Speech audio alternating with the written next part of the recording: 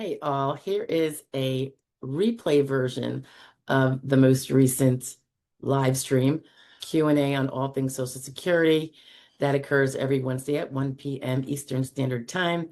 So this is with all of little silences carved out of it. So I hope it's an easier listen for those who are doing the replay versus being there live. And we'd love to see you live. So feel free to pop in. Bye-bye now. Hey guys, how is everybody? Oh, been a crazy morning already. Absolutely nuts. Okay, let's go to comments. Who's here? I see RD. I see Michelle. Mike Page. I always like to say that. Mike Page. RD, which is Dolphin. Valerie's here. Rolando. Penna. I don't think we've met. Rat's Nest. I don't think I've seen you in a while, pal. Okay, so let's see what we got going on. How's everybody's week?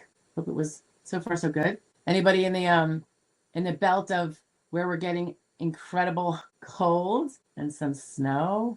We haven't had a big snowstorm, but we've had multiple like 3 to 5 inches, which is a big pain in the rear, all within like 2 weeks. And then I hear we're getting snow. It was Saturday to Sunday. Now I hear it's Sunday to Monday, and it could be of great magnitude.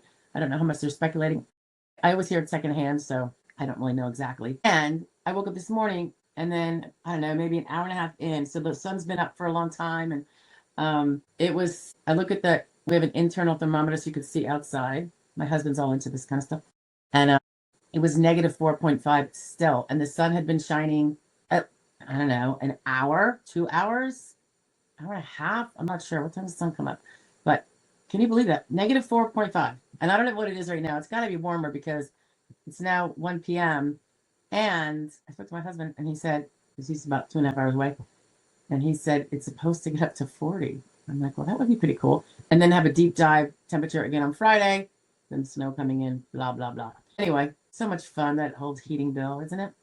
All right, let's get to it. What are you guys up to? RD was the first in the house. RD Dolphin, nice to see you. And I see you have some really good news. This is RD, and I have great news. SSA called me yesterday informing me I was approved. Thank you, Stephanie. I appreciate your weekly help with the chats. Oh, it's my pleasure. And mission accomplished, RD, right? Michelle gives him a little kudos. Mike Page as well. I love you guys. You're also supportive. And Valerie as well. And Michelle is saying, my initial application claim is still sitting in DDS for almost 5 months. Yes, it is. Just waiting for someone to be assigned to my case. California is long, it seems, just playing the waiting game. Yeah, they got little staffing issues, I think, because it's, as you know, the adjudicators are state employees doing the federal work. So depending on how many staff the California hires for that, I guess will depend on how many are in there. But we'll be pushing them a little bit more, of course, sending another letter, all that good stuff. Dolphin says, my onset date, and that's our date, is June of 2024, and I filed in October of 2024. I was initially denied and won on an appeal. I stayed strong and did not give up. Yes, that's the attitude. It's always going to get better one way or another. And I'm not just talking about Social Security, Disability, or SSI. You guys know how I feel about that. So you always have to keep your chin up and think positive. I don't know. We all kind of have to have a gratitude thing. Believe me, I struggle with that myself.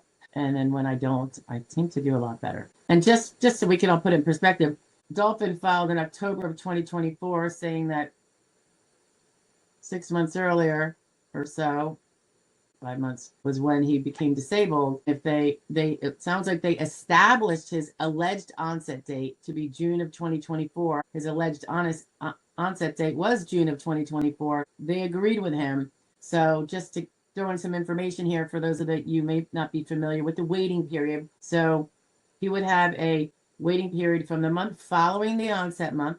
So July, August, September, October, November. Those are unpaid months. His first back payment is December of 2024 up until January of 2020. I'm sorry, did I say 2024? Yes, 2024 up to January of 2026. Those are going to be all back benefit months. So whatever his benefit amount is, basically his PIA, primary insurance amount, will be times by those months, and that will be his back benefits pay.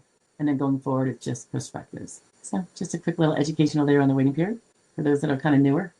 Rolando, hi. I wonder what you're up to. Yeah, Rolando, right? Hope you're doing well. If you have any questions, Rolando, of course, put them in there. Thank you, Michelle. She's just confirming that I can be heard. And Rat's Nest, I want to know what's going on with you. Everything good? Little Nutty's in the house and says, is it possible to postpone ALJ hearings? It is, if there is a decent reason. If you just say, I got to go to a party that day and I don't know. So it's always up to the judge. If you've done it before, it might not fly. I find that they tend to be, if it's a reason, I have a feeling that if it was, say, an attorney reason saying scheduling conflict, the ALJ is going to be like, tough tooties. Go get someone to cover it, you know? I think, because I think that, you know, we have to give our availability 5 months in advance, which I had a whole debacle with the availability central processing unit this last month. And I found out that they do not honor. We have to give it 5 months in advance, the first of the month. However, if the first falls on a federal holiday, any rational person would think, okay, it's the second. Now, you don't have to wait till the last day to file it, and that's all true. And I often don't. But June being a month where kids are getting out of school and all this kind of stuff's going on, I like to wait to the last day just to see if anything new is coming about in terms of the personal side of it that I would have to say not available. So I did it on the first day we came back, the first business day after the first. It was the second. And they said, at a time, now you have full availability. So what that means for us is if it's full availability, it can schedule, any office in the country can schedule us whenever it wants. Now you could always normally, let's say you were like, I do have full availability, so I'm not even going to say otherwise, and I'll let it default to full availability. If we let it default, which was the repercussion of what I did because it defaults to full availability, the rule is you can no longer use central processing unit to submit any changes in schedule. Everyone's schedule is going to change. I mean, it's 5 months in advance. Nobody even knows their schedule. Hearings aren't even scheduled out that far yet, not to mention all the other work you have scheduled, meetings and whatever. So I said, but I asked, I go, you're not honoring, I go, the SSA actually has a policy, and here it is, POMS, that it bounces to the next business day. And they're like, this is our response. I'm like, okay, I'm going to share it to the world. Thank you. Which I did to like some of my closer colleagues, only because, you know, you have to know when a rule that is on the books suddenly isn't going to be arbitrarily not applied by the SSA, even when it's in the SSA rules too. Very strange. So a particular segment of the SSA is not using that policy. So at least we know now, because they didn't publish that. They never put that in their information that, by the way, the rule does not apply to this. Yeah. So what I had to do was send a letter. I did it this morning to every OHO that I have, that I'm in the ALJ process with, even though nothing's scheduled for June, and say, so you know what I did? I'm like, I'm just taking June off from that. I'm going to schedule everything else, all my other work stuff. And rather than having to figure out their time zones and everything, I'm just like, okay, I'm not available for June. Thank you very much. Made it much easier on me. And there's plenty of other times, May, July, August, that they can schedule me for. But boy, did that really tick me off. Like they're trying to give you an incentive to get it in before the deadline, so that if it's very inconvenient for you, you'll be more incentivized to do it. I'm the one that gets my stuff in like 8 months early. I'm ridiculous. So it really was frustrating for me when I thought I was following the rule in this one instance, and then I got nailed. So you live and you learn, right, guys? But yeah, little Nutty, if you have a good reason, I would say do it as soon as you know you can't go, and you got to call the ALJ and you have to get permission. You have to explain, and then whoever answers the phone, the assistant's going to ask the judge, and et cetera, et cetera. I can't imagine them not doing it if you have a decent reason, and do it as soon as you get the hearing date and it's suddenly bad, because they don't give you guys the opportunity to give availability schedules. So I would like to think they would move it once for you. Fan Cave is in the house. Hi, Fan Cave. Hello, got an update from my senator's office. The ALJ has decision back from writer. Wow, did you really bug them to hurry up the decision after you already had the hearing? Yikes. I hope to hear something in the next couple of weeks. Your videos and others have really helped. That's great. I'm fingers crossed for you. I have to tell you guys, that would not be something I would be doing unless it's been like, maybe if it's, well, no. If the ALJ is taking, let's say it's 6 months, I'll call the office and be like, what's going on? Is it still, I just want to make sure nothing fell through the cracks. And they'd say, oh no, they were just waiting for the pool of writers to open up, blah, blah, blah. But I never think it's a good idea to rush somebody who's making a very important decision about you. It just doesn't seem like the wisest thing. And going to your senator's office, nonetheless, you're basically spanking the ALJ now publicly, with some kind of superior aspect, meaning the senators. And I just think that's something that I don't try to do while my client's case is hanging in the wind. Like, if I want to spank somebody, it's going to be after they're safely out of the way. I don't know. That's just how I feel about it. Delia's in the house. Hi, Delia. She's congratulating RD. Rolando says, are lawyers' fee paid considered income. To the lawyer, yeah, of course. We work for it, we get paid, we pay income tax. Or we report it. Whether or not someone makes enough money to have to pay tax is a whole other thing. You might be asking, are the monies, and someone just asked this, I don't know if it was you, it might have been in a post, like a written post, but you might be asking, Rolando, if when you get your back benefits and it is shortchanged by the attorney fee because it's paid directly instead of you having to cut the check, is it considered income? I'm not a tax professional, so I'm going to just say this with more like a speculation. I'm going to make the presumption that it is until I hear otherwise, and you can tell me when you speak to your tax professional. That would be great if you wanted to report back to everybody. Because think about it. You get some income in. You hire a plumber, and you spend some of that back benefits on a plumber. You're going to still pay. You're still going to report the full amount you came in, that came in. Let's say you got $10,000 in back benefits. You paid a plumber $2,000.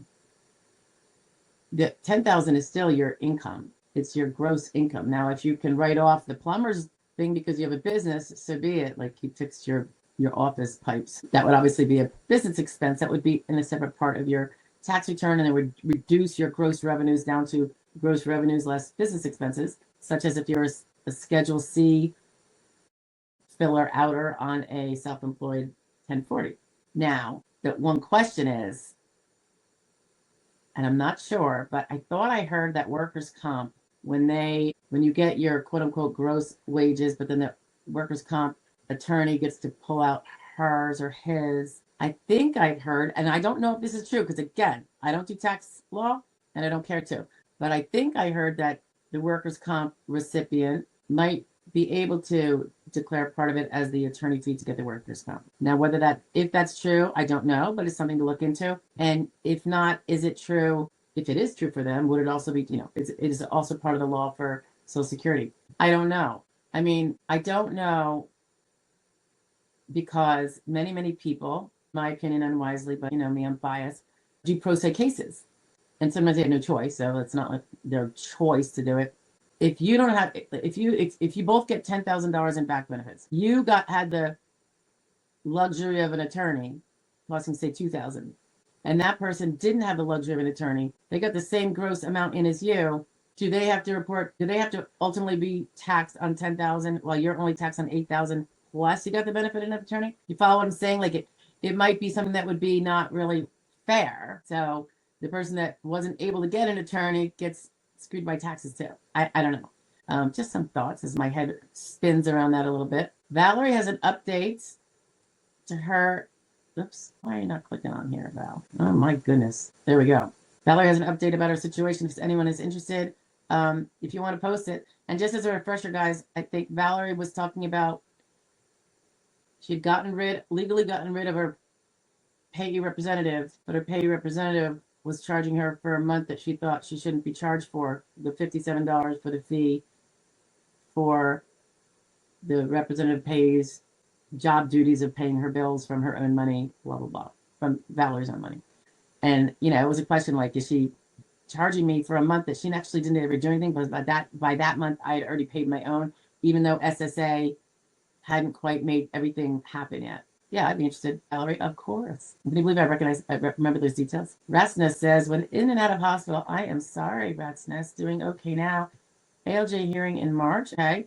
Been seeing many doctors, specialists that don't note physical limitations, even though I make sure to do more than mention. If they're specialists, they're probably in a network. You probably have a patient portal, Ratsnest. So you need to start messaging them about your symptoms in some way, shape, or form that's going to work. And that could vary. So you're going to have to use your thinking cap there. But, before every visit, I would be messaging in saying, hey, these are the things that I want to discuss. I know sometimes these complaints don't get into my record, and I think it's really important for you to know so you can properly evaluate my condition. Like sometimes you have to really just spell it out like a kindergartner to them, because what you say, if the official record set is ordered, those messages should be in there. It's part of the patient-doctor communication. If you go in the portal and print out let's say it's Epic My Chart, and you can pick up print out the whole available from X date to X date, they're not going to be in there. For some reason, they exclude them from the portal download.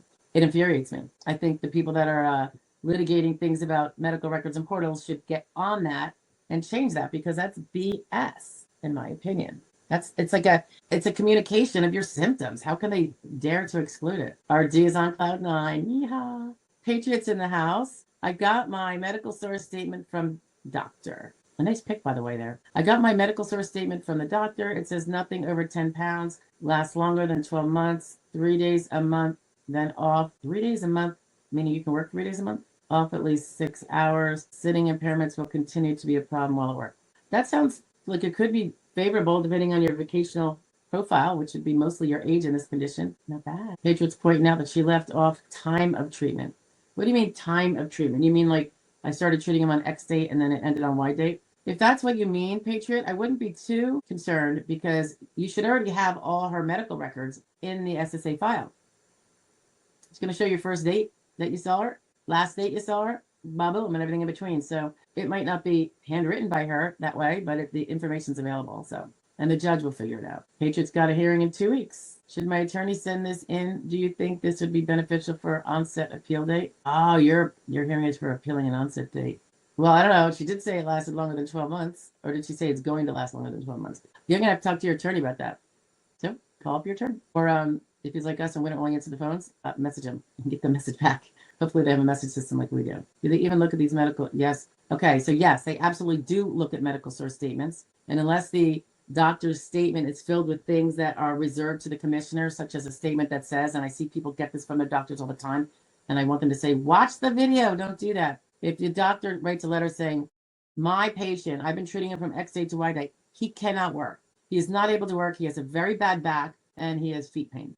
The conclusion of he can't work is reserved for the commissioner because that is a legal conclusion based on vocational information that the doctor does not speak to, and the doctor's presumably not a vocational expert with like 0 credentials in vocational rehabilitation and all that stuff, all the credentials that they use to retain vocational experts. So I don't know. Yours says more than that though, but yeah, if it doesn't have the date, I mean, that was the whole point, right? Like, would she say that you've been in this particular predicament with those particular levels of limitation in her opinion since some date prior to what your established onset date was? That's how I see that. Let's see, Valerie. But yeah, they look at medical source statements. They have to, they're required to. They might disregard it. They might say, I'm not giving it a lot of water because of this, this, and this.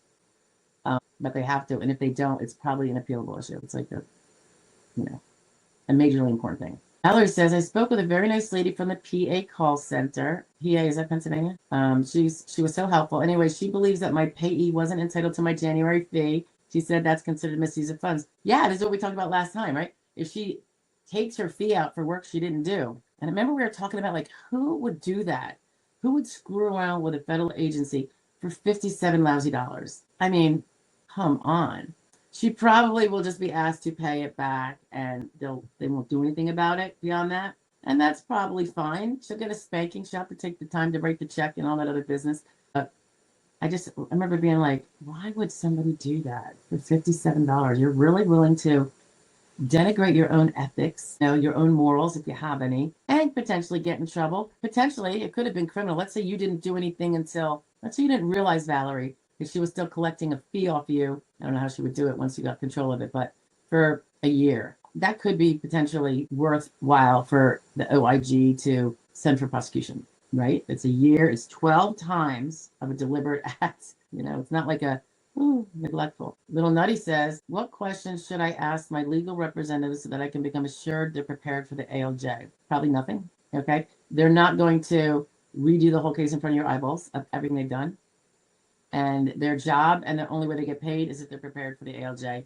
So sometimes when you hire somebody, you have to go on a little bit of faith, particularly if they've been responsive, communicating, like you're not out there waiting for 3 months for a response and all that kind of business. Sometimes you just have to have a little faith. And I say that because they literally, if you ask them to stop working on your case, to go give you a reiteration of the last 12 months of work, I don't know if they're going to have the staff to be able to do that little accommodation for you because it's not little. And now they're not working on your case because now they're busy revamping everything for you. It's expecting too much. I think if you say, hey, are you prepared for hearing? What do you think? What kind of response do you think you're going to get? So just try to flip the roles. If you were them, what would you be thinking about someone who said that to you after you've been working on the case? You know what I mean? And I get it. You probably don't communicate with them a lot, or they don't with you. So you're like, I get your angst. I just don't know that it's going to be a productive thing you can do. I mean, if you had to ask them something, say, hey, I told you on so-and-so date, see the portal message where I told you all of my last dates of treatment with all of my providers. Look in the message thread where I report those to you. Have you ordered all those records? Are they in? Blah, blah, blah. I just want to know to make sure everything's up to date. You could say that. You're still kind of maybe stepping on toes, but you could say that. Sometimes you can be humble about it. Like, I'm losing sleep over this. Can you just give me a little reassurances? I just want to make sure with my kind of luck, things fall through the cracks or whatever. Not that I don't have the confidence in you, whatever, but I would just do it carefully because they're doing what they do. They probably have some sort of process just like we do, and they're doing it. And I keep rolling, guys. My saga with my rolling chair. It's like crazy. All right. Miss Mama 4. Aw, yeah. I got like 16 or something ridiculous. And I know you guys can't, well, maybe you can see her. She was taking a little nap. It's a mess over here. There she is. That's just one of them. So Mr. Pet Mom says, I filed in June of 2021 and was denied twice. I contacted my state rep since it was taking so long. Not long after that, I got a letter from SSA letting me know my case had been assigned. Okay, so you were denied twice. Sounds like you must have reapplied. Because you were denied twice, it means your next thing would be, you were denied on initial and denied on recon. And your next thing would be an ALJ hearing. And that usually isn't about being assigned. I mean, although technically we do get assigned an ALJ. So I'm guessing you refiled again. Probably have a newer application. And it took a while to get a DDS adjudicator because it is first in, first out, guys, unless you're on that dire list or the priority list, which includes people who are about to lose their homes. It can include some 100% P&T veterans, people that there's a little extra component in there that makes it more dire than for the rest of us. And it still doesn't go very fast, so much for that. But it's assigned, so hopefully you were working on your case while you were waiting, and now you have a stack of this much medical treatment records of really good, strong medicals between time A and time B, and now is your time to get it to your adjudicator. So get your fax machine ready or get your scanner ready and get to work. Fan Cave said, once the ALJ has a decision back from the writer, how long before it is mailed? It probably varies, but I think it's pretty fast because he wants it off his case because, they probably have scoring things for, expedition and doing things in a timely manner. So I think it'll be really fast. If you have an attorney, he could see the decision as soon as the judge signs it. So the judge has to look at it. I don't know how much they thoroughly look at it. I don't know if they have their attorney advisor look at it and they'll be like, oh yeah, it's good. I don't know. Once they've given it out, I don't know how thoroughly they read it. They might just confirm that the end result is exactly what they said they were deciding. Don't know. Don't know the inner ears of the ALJs. They don't share that kind of dirt with us. But I think it'll be fast now. So try to have a little patience. Remember, you might be rushing. Why rush for a no? Valerie says, great job, Stephanie. The gal from Pennsylvania call center filled out a report and I went to my local field office for investigation. I hope I don't need a payee again. I may have burned that bridge. Why? Oh, you can get a different one. Did you say she was an institutional representative payee? Must have been, because individuals are not allowed to get paid to be a representative payee unless they are an approved institution, business approved by the SSA, probably have to have some training, blah, blah. So they have plenty of others that'll be willing to take you $57 if you ever needed it. So, and that's if you don't have a trusted loved one who could do it for you for nothing. Make sense? All right, where are we at? Valerie says, also the gal at Social Security said that if I need a payee again, that there are options. Yes, she was the most courteous agent I spoke to. Yeah, I find them to be usually pretty nice. You occasionally get one who, if you're telling them something that needs to be corrected, they might get their short hairs in a bunch. That's always been the case, 21 years. That's human nature of some humans. Some are more humble and understanding and not ashamed to say, oh yeah, that looks bad. Let me help you get that fixed. And others will just, their bristles will go up, and that won't be the case. Some people can't take a critique, even if it's of the agency and not themselves personally. Mr. Pet Mom says, I finally had my hearing last month and was approved, yeehaw, while on the phone with the ALJ. He said it shouldn't have gotten this far. That's like a great response. And, it was kind of sweet of him to kind of let you know that he thought, and they don't do this a lot, that he thought they screwed up. Usually it's not a matter of them screwing up. It's a matter about the evidence got better. And now he can make the decision that you want because they couldn't, because the evidence wouldn't have supported it and it would have been overturned. And that's understandable. I think that's largely true. I appreciate that he kind of just said to you, so you don't think you're losing your mind. You had it right all along, lady. You know what I mean? Or sir, I don't know what you said, pet mom. Maybe it's a guy. Because it's Mr. So that's good. I like that he did that. Valerie congratulates. And Mr. Pet Mom got his first check today. Are you doing a debit card or are you going to do direct deposit, Mr. I think you got to do either one. They're not going to keep sending you checks. Unless what you meant was you got your first payment, which might have been what you meant. Ratsness says, doctor also reduced high doses of diuretics. Okay. That was a strong part of my many limitations. Well, so basically what he's saying is we're adjusting your medications because the symptoms coming from your high dose of diuretics, I assume that meant you're in the bathroom a lot, was adding to your limitations. If the doctor's note says that you have carpal tunnel and we propose surgery and you didn't have that kind of diagnosis, or a set plan can even help kind of bolster the diagnosis because it kind of suggests that you've been saying it's severe enough for that. Yeah, you're going to want to get those records in. Every single medical record, period. It's actually your obligation, so good, bad, or ugly. Mr. Pet Mom says, thank you, I'm still waiting on my back pay. So that's just a little point I'll add in here, guys. So people always say, when am I going to get to? Sometimes you get your prospectus before they even figure out your back pay. Sometimes the back pay comes first before the next month's payment is due. So it can be either way. Patriot, you are welcome. Heather Ash is in the house. Hi, Heather. I had to close out of this to call, so I apologize if it was answered already. I had to close out of, I don't know what that means. I called my uncle. He's been doing taxes for 30 plus years. He's 99% sure SSD attorney fees are not counted as income. That'd be super sweet. Guys, do your due diligence. You could probably go to ChatGPT and find out a preliminary. I say preliminary because you still got to do your research.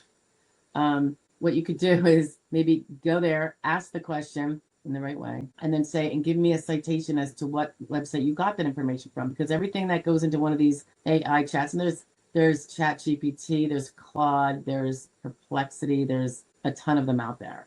I mean, it's a lot of competition out there for your attention. So if you ask the question and they make sure it gives you a citation to the exact authoritative source that chat got it from, then go to that source and look at it and see that it says that, because they are fallible and you have to check everything they say.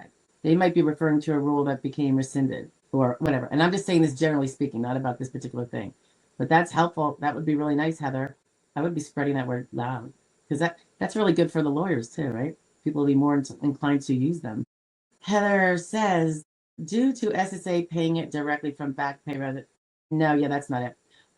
Yeah, that wouldn't be the reason. Due to SSA paying it directly from back pay rather than sending it to you and having you pay it out. Yeah, that's not really how that works. Yeah, that wouldn't be the I do not believe. Just because they facilitate the payment. You know what I mean? So for instance, I'll give you for instance, Heather, sometimes SSA forgets to withhold the attorney fee and they send the whole check to the client. And then the attorney has to say to the client, all right, cut me a check for X amount. This is the amount the SSA approved. It's right in your award. Person cuts them a check. You think they're going to have it treated differently since the SSA forgot to withhold? Like now suddenly they get it tax free. So I don't think that's the basis. That's all I'm saying. It shouldn't be. It should. What I think it should be is treated as if SSD is in theory wage replacement. It's insurance that pays a portion of the wages that you are no longer able to earn, and that is probably one of the reasons why SS is taxed or part of the tax scheme generally for when you receive it. It's wage replacement. You would have been taxed on it if you earned it. This is like a portion of the theory. If that's so, then when we work for something, except when we're W-2, but if we're self-employed doing work and we have to expend money to be able to make that paycheck or make that income come in, like let's say I have to hire an accountant to figure out some Social Security tax things. I got to pay him a fee for his time so that I can then use that, what I learn in my business. I can write off that bill from the accountant because I needed that to actually be able to then do that work and get that fee that generated after I knew that legal principle or whatever, or accounting principle. So I could see, and I think it would be appropriate. It's one of the reasons why I think SS shouldn't be taxed. It's wage replacement, but it's already discounted. Or if it's not wage, it is wage replacement. But if it takes you, it takes you money to win it, like using an attorney, wouldn't that be write-offable? Like any other service you buy, you pay for to be able to produce revenue from work. So I guess that's how I look at it. But we'll see. But I appreciate the input because it gives us a place to start. And I appreciate your uncle for sharing what he thinks he knows. 9%, that's pretty high confidence. Mr. Pete Mom says, the judge said, due to my age, it should have been a grid out. Well, yeah, he did grid you out. And it's funny because a lot of my cases are grid cases. If I have to go to hearings, because they all got denied down below. So what then happened is it wasn't a grid out below because they found you at a higher exertional level than the grid would allow you to win. So they applied the grids. You didn't pass it back then because they had you at, say, medium or light, depending on your age. And that was too much to even fit the grid rule. So you couldn't be gridded out.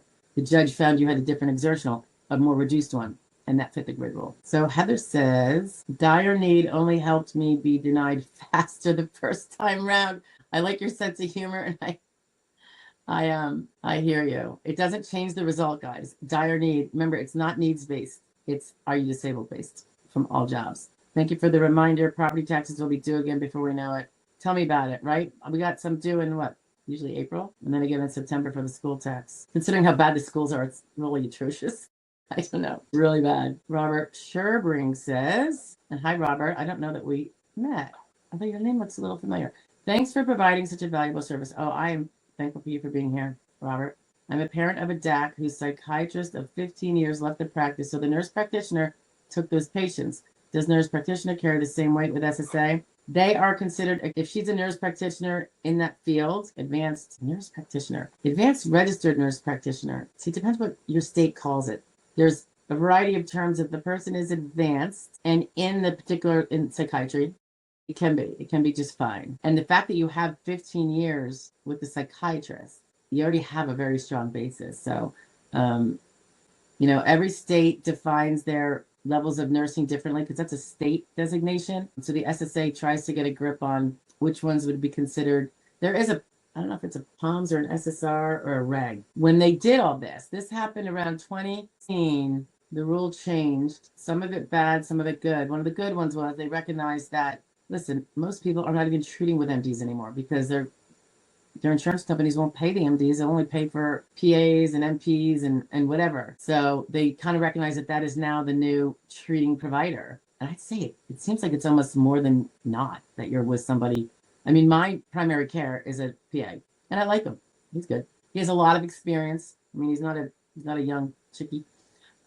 He's an older one. Oh yeah, Heather's saying hi to the birdie. She's sleeping now. She had a little salmon with me for lunch. Yeah, she eats some of that stuff. Valerie says, an organizational payee. I'm just hoping they don't do this to other people. Yes, normally that call centers agents have been neutral and not too courteous or not too rude. Yeah, I don't mind them being neutral. It's not their job to be like Sally Sunshine. Just don't be rude. But on the same token, I don't think we, as on the other side of it, should be rude either, of course. And I'm not saying that for you, Valerie, because I know you're always nice. Just in general. Mr. Pet Mom says he's a she. Okay, very good. I'm using direct deposit. Excellent. Good choice. And what's good about direct deposit, guys, is A, it pops in really fast. You don't have to worry about a lost check in the mail. Huge problem. Or checks being stolen has been a huge problem also. I believe it's even been a huge problem by having workers in a U.S. Postal Center stealing the checks when they came in. It's crazy. I think I reported it on the Fridays, one of the Friday fraud law review segments. Crazy. But also what's good is if you change your bank, you can go right into, for the direct deposit, you yourself can and must go online and change it. That way they know it's through you. You did it through that very protective, probably two-factor authentication to get in. You can't call anymore and just pretend to be you and say, I want to change my banking information. And they change it to that Nigerian scamster, 3 continents over. Valerie says, I set up a bank account for my favorite bank. It says paper check, but also February 3rd effective date for my direct deposit. We'll see for February 3rd. Yep. Usually they'll do the first one because they haven't gotten it set up yet, but then that buys them time so you get your check on time. And just cross your fingers that it arrives in the mail. Keep an eye out for it. Valerie says, I'm glad the SSA took the attorney fee before I even got back. Oh, got back money. Yeah, that's what my clients usually say, hey, I got a back check. What do I owe you? By then I haven't gotten word whether we got paid or not. Usually I get that like quarterly because I don't know. It's just not something you can spend your time worrying on. You just have to have kind of faith that they're rolling in. The bookkeeper handle it. But yeah, it's usually like, sometimes they'll say, hey, what's the total amount? If we have the award letter, I'll be like, all right, so it says this date to this date. You're getting $1,000 a month, and they said you're supposed to be getting paid $12,000. and you got paid 1,000, yeah, that's all yours because that means they took out the 3,000 for the attorney. All right. It's nice, yeah, if you don't have to worry about cutting a check. Once in a blue moon, they screw it up, but they've gotten a lot better lately, I think. Before applying for SSD, you can find on my Social Security page, it will give a dollar amount that you will receive.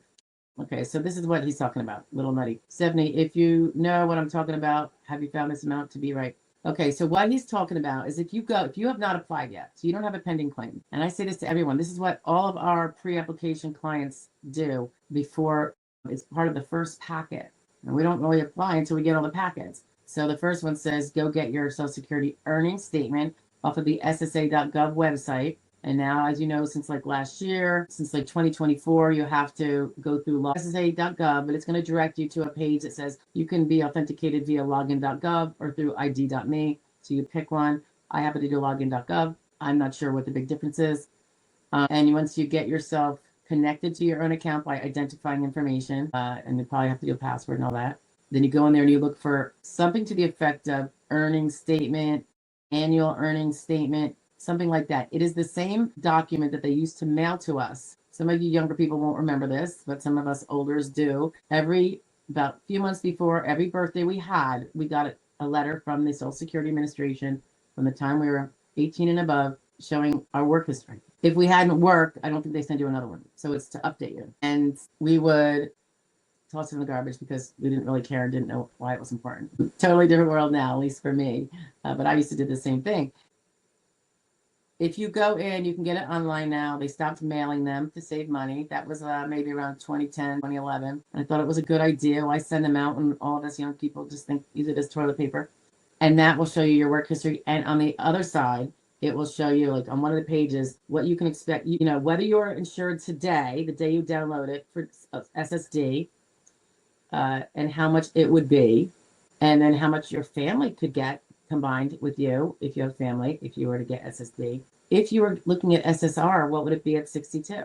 And then what would it be at 67? And what would it be at 70? And those are things for people that do not become disabled. They want to know, what am I looking at for retirement? There is fine print for the retirement ones. I'm just going to add this in there.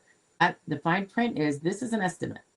Assume, you have to assume some things when you estimate. We assume that the income you earned this past year that was reported, that we're reporting to you now as your last year, and that has been used in this calculation, we are assuming that your income continues that way until, I think it's age 62, your first possible takeout at early retirement age. So if you do not continue to work and make at least the amount that you just made, if you stop working, you become disabled but don't file and win, whatever, that number gets decimated for many people. So it's definitely something you want to consider when you want to take off work for a few years, and you will lose the opportunity to see that estimate side. You can still see the earnings side. You can't see the estimate of the benefit once you trigger your application. So don't do it. Do it now. Download it now before you apply, if you haven't already applied. If you're in the middle of an application, you're not going to be able to get that information. But you can get your earnings information. You want to make sure that's all correct. Art of the practice is in the house. And he says, hello, Stephanie. How soon before an ALJ hearing? And I said, he. I shouldn't say that, Art. You could be a girl. How soon before an ALJ hearing must a hearings office exhibit medical records? Less than 30 days may not allow enough time for the claimant to review and attain any missing records. You are so right. So here's the problem that Art is bringing up. And I have a letter that I historically have sent to ALJ offices when they have scheduled a hearing and they haven't even exhibited the file. My letter basically says you're out of order. You know, your schedulers jumped out of order. The case is not ready for hearing because it's not exhibited. Because it always says your case is ready for hearing. No, it's not ready for hearing because it is not exhibited. So, and I agree fully with what you say. Now you can see what's in the file if you get a copy of the whatever disc they have. But the argument still goes, yes, but judge, you have not said whether all of those things are going to be allowed to be evidence. And if that piece is not evidence, then I got to go get another one to, you know, substantiate that point of that piece, or whatever the argument would be. But I agree with you fully. It has been a pet peeve of mine. I never hear anyone talk about it, probably because they don't actually look at their records and they just go to hearing and sit there. But as a lawyer, to me, it's infuriating. And what I do now, we still push on without the exhibit label. We actually rename each exhibit by the amount of pages in the exhibit. PP91, PP12, PP, there might be 10 PP10s.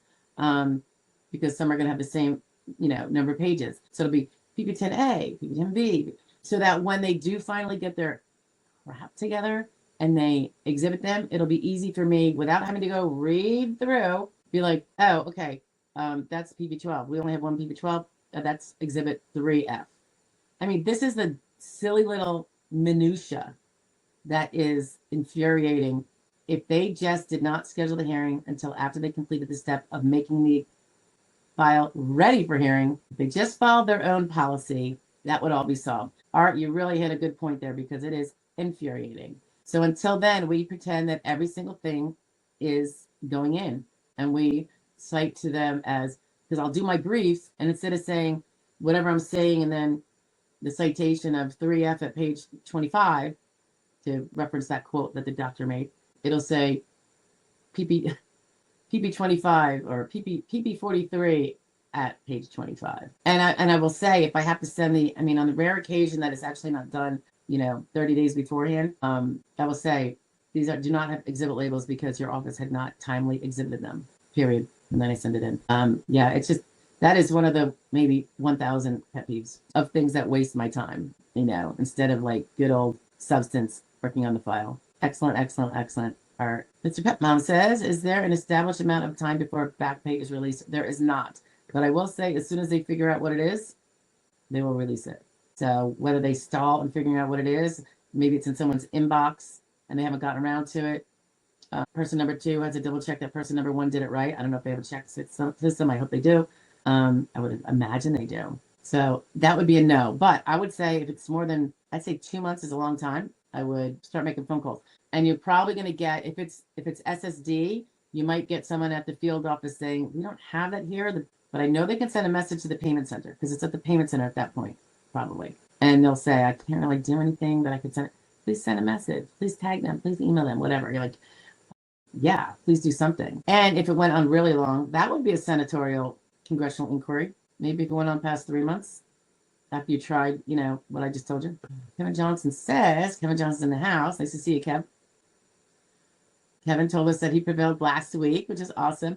Hello from Tennessee. A word letter to be here in 10 to 15 days. SSI at step 4.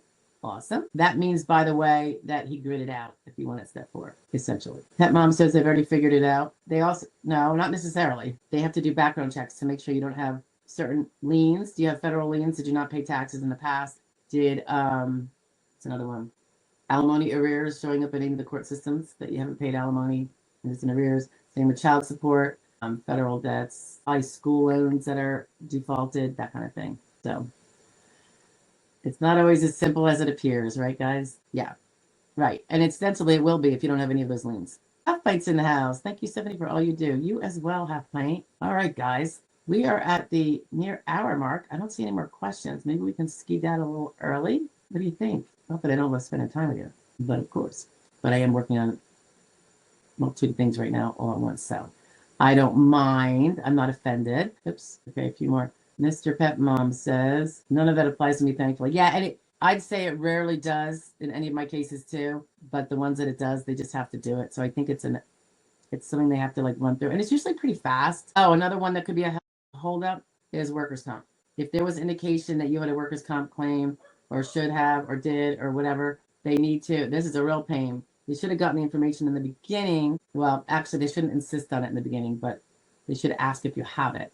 But, and they should be willing to take it at any point thereafter, I would think. But, because it really doesn't come into play until you win. But there could be a workers' comp offset, and that will, so you'll have your gross amount, and then it's offset by, if you breach the 80% workers' comp offset rule, they will have to carve a little off the top of your SSD, or they won't because you haven't gotten anything workers' comp yet. It's still in the process, and it's going to have to come out of the workers' comp area, perhaps. Somehow they work a little jointly, and I don't follow the workers' comp, as you all know.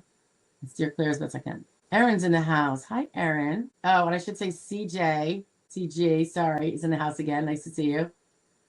Erin says, my examining doc did an MRFC. I think she's referring to a mental residual functional capacity assessment with several markedly, for in B column, number 4 in the B column, she's saying, after hearing. Judge sent it to a medical examiner, a medical expert, who checked a moderate and 1 markedly. Isn't that cute? 56 years old. I requested supplemental. Judge agreed. Advice. Yeah. Did you have an attorney, Aaron? You did right. You know what I will also maybe do? So let me just explain to everyone here what seems to be going on, and let me know if I'm wrong here, Aaron. Aaron went to, I think you went to a hearing. She had her own doctor give an opinion as to how severe, if at all, these certain criteria of mental health basic tasks capacities we have to have. So there's a list. There's like, can pay attention for up to 2 hours straight. Simple, can work around others without overly distracting them, and work uninterrupted for, I don't know if it does a reasonable amount of time or 2 hours or whatever, without psychological symptoms interfering with their ability to perform their work for that period of time. Doesn't have to be 8 hours straight, but like they want like at least like 2 hour chunks usually. Ability to interact appropriately with supervisors, coworkers, and the public. And the options are mild to no limitation, moderate limitation, marked, and I say marked, I know some people say marked, I say marked, to make clear the difference between marked, which is totally kind of separate, like I marked the paper, and extreme. Extreme is like you've completely lost the capacity altogether. Marked is you've largely lost it.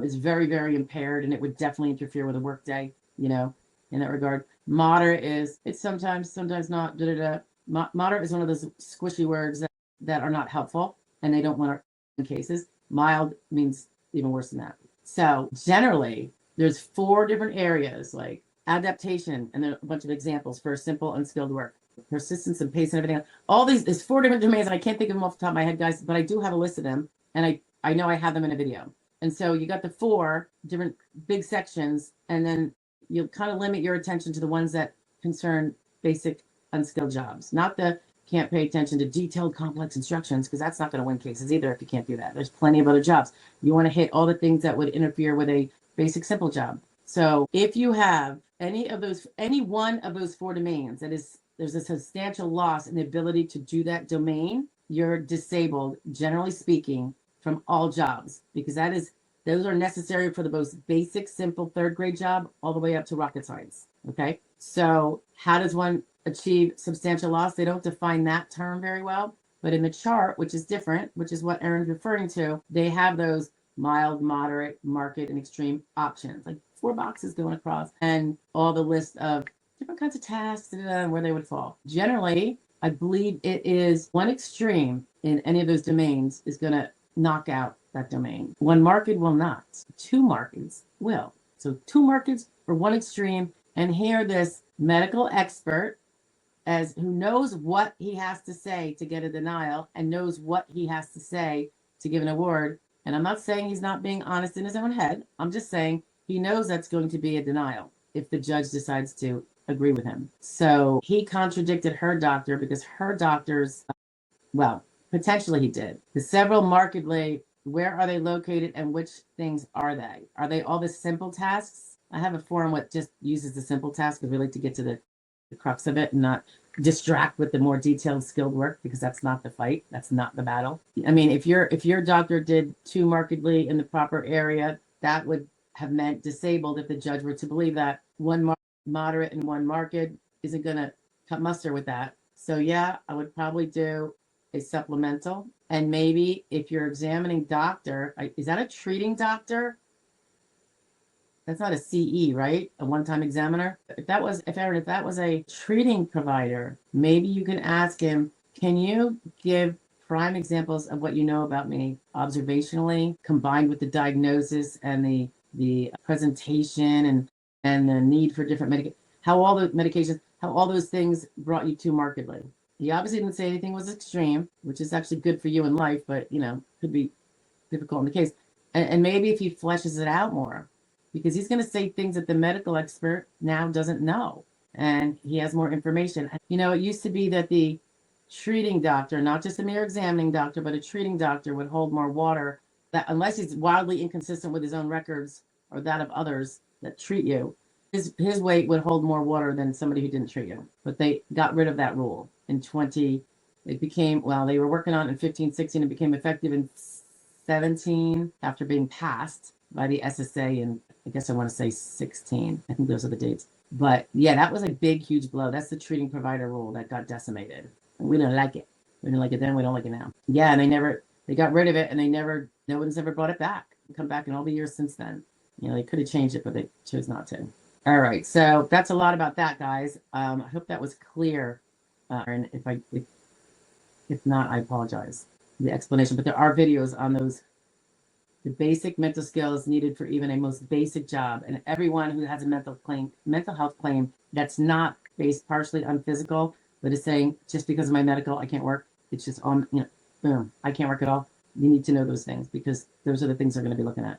Fan Cave is hoping to hear mine soon. Didn't hear your answers to mine. I've gone through every single one. Did you leave the room, Fan? Maybe listen to the replay. I literally go downwards. So I didn't skip anybody because I didn't jump around today. But feel free to post them on any kind of video in the comment section. I go through them all. I'm not as fast as I was of late, but I get to them. So no worries there, okay? Mr. Plump Mom confirms that he has no workers' comp, and no other impediments to getting paid quickly. So he thinks they're going to be paying him shortly. Again, you can always call. If it's been, a week, I'd relax. Because just because you have none of these problems, that doesn't mean they don't have to check it. You know what I mean? They still have to do the checks because they're not going to take your word for it. Kevin Johnson says, will I get that 5 months of SSI? Not sure how that works. Kevin, are you getting SSD and SSI? If any of the waiting period of the SSD period, you also had an SSI application in at that time prior to those 5 months hitting, you could get SSI for those months if you were poor enough. And they will decide that if you're a concurrent case like that, you're going to have your perk interview for the SSI, and they'll figure that all out for you once you give them the answers. Valerie says, can I thank you before you go? You being here is my thank you, Valerie. Don't you worry. Aaron, Aaron's using QuickAid. I think that's like a advocacy group, right? Not a law firm, I think. QuickAid sounds like a beverage. Yeah, so they'll know what to do, right? Yeah. Some places, and I'm not saying them, but some places are perceived by people to be more like a factory. And you don't even know, like, you don't interact with the same people. You don't interact with your lawyer doesn't message you. It's always, someone you don't even know. RG says, thank you. You bet. It's good to see you, and I'm really happy for you. That's amazing. I love to hear these. This is why Wednesdays are my favorite. Aside from just being able to hang out with you guys for a little bit, hearing the good news. We do hear the bad news, too, when there's denials.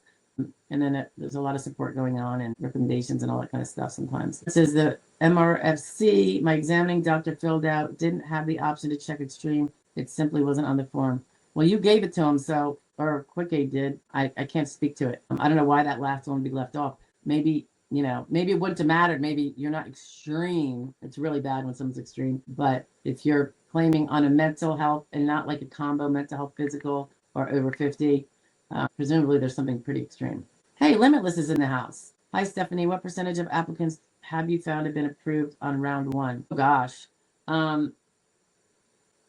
I can't give percentages. I don't know them. I will say it's not half, I don't think. Maybe between initial and recon, it's half, and then the rest are at ALJ.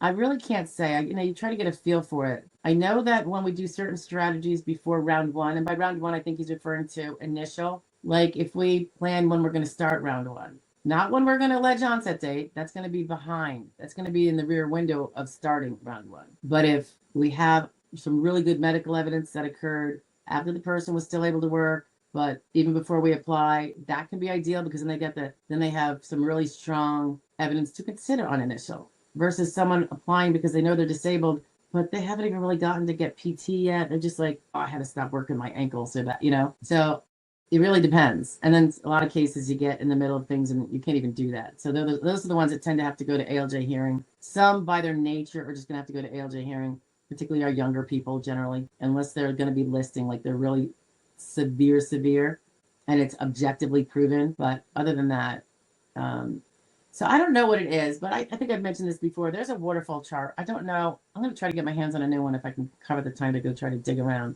It was put out by some advocacy group, I think, in New York. For years and years, they would put it out. And it was called the waterfall chart. It would say at the top of the waterfall, like a pyramid almost, it would say, I think this is how it went, percentage of people that won an initial. Now, remember, the percentage of people that didn't win an initial, they're going to trickle down and fill up the bottoms. Okay, now they're at recon. And the percentage of those, so it was, I just remember one year being, I feel like the most recent year I saw was 38% win on initial. So that means of the 62%, right, that don't win initial and which don't give up. So something smaller than 62% is left. So whatever that number is goes to recon. Of that amount, let's say there's 100 people, and I'm just going to, then 15% of them get it overturned. And then 85% of them have to go down to ALJ. If that visually, I like the visual, if that visually helps some people to get it. But I thought 38%, that's not bad. Of course, that includes like the 90% of those that have attorneys and are in a grid, particularly a second tier grid, which have a higher rate of winning if it's done right, versus the younger people who, even if it's done right, have a lower chance of winning. And so you have your 1% chances mixed in with those 90, and that's how you get your 38%. You know what I mean? It's an average. Hey, Heather says, can't let you sneak out early. Should previous diagnoses not related to the primary debilitating condition be included? If they're still diagnosed, yes. And if you know you still have it, but they haven't been diagnosed in years and you're not treating for it, go start treating for them. Get it. The diagnosis re-diagnosed. Absolutely, you want to add everything for sure, big and small. They have to consider everything because small things can carve out little niches. And if I recall, you're kind of young, right, Heather? You're under 50, so you have to. You of all people need to do this more so than even the older ones, because you're trying to carve out every single job, and something that carves out 1,000 jobs, you're like, I don't want to carve out that. Yeah, but that's 1,000 out of the 12,000. You just got rid of almost 10%. Now you just got to work on the other 90%. Right? I'm telling you. Erin says, my examining doctor was a specialist and the end is not. That's helpful. I would point that out. Again, your examining doctor, is that a one-hit wonder, Erin, or did you treat with this guy? If it's an examining doctor, that means you paid him for one reason. Examine me and say how bad I am. And that's, in personal injury world, when I used to do that, we used to call that plaintiffs, a word that sounds like whole, but it's not whole. That's what they used to refer them to. Plaintiffs, it's the paid guy that'll say anything you want him to say. So that's what I mean. This is why we don't do that. We don't play that. Your treating doctor has got to be the one to hopefully be astute enough to know his own claimant, his own patient. He is an autism specialist. That's a specialist. I don't know what that means.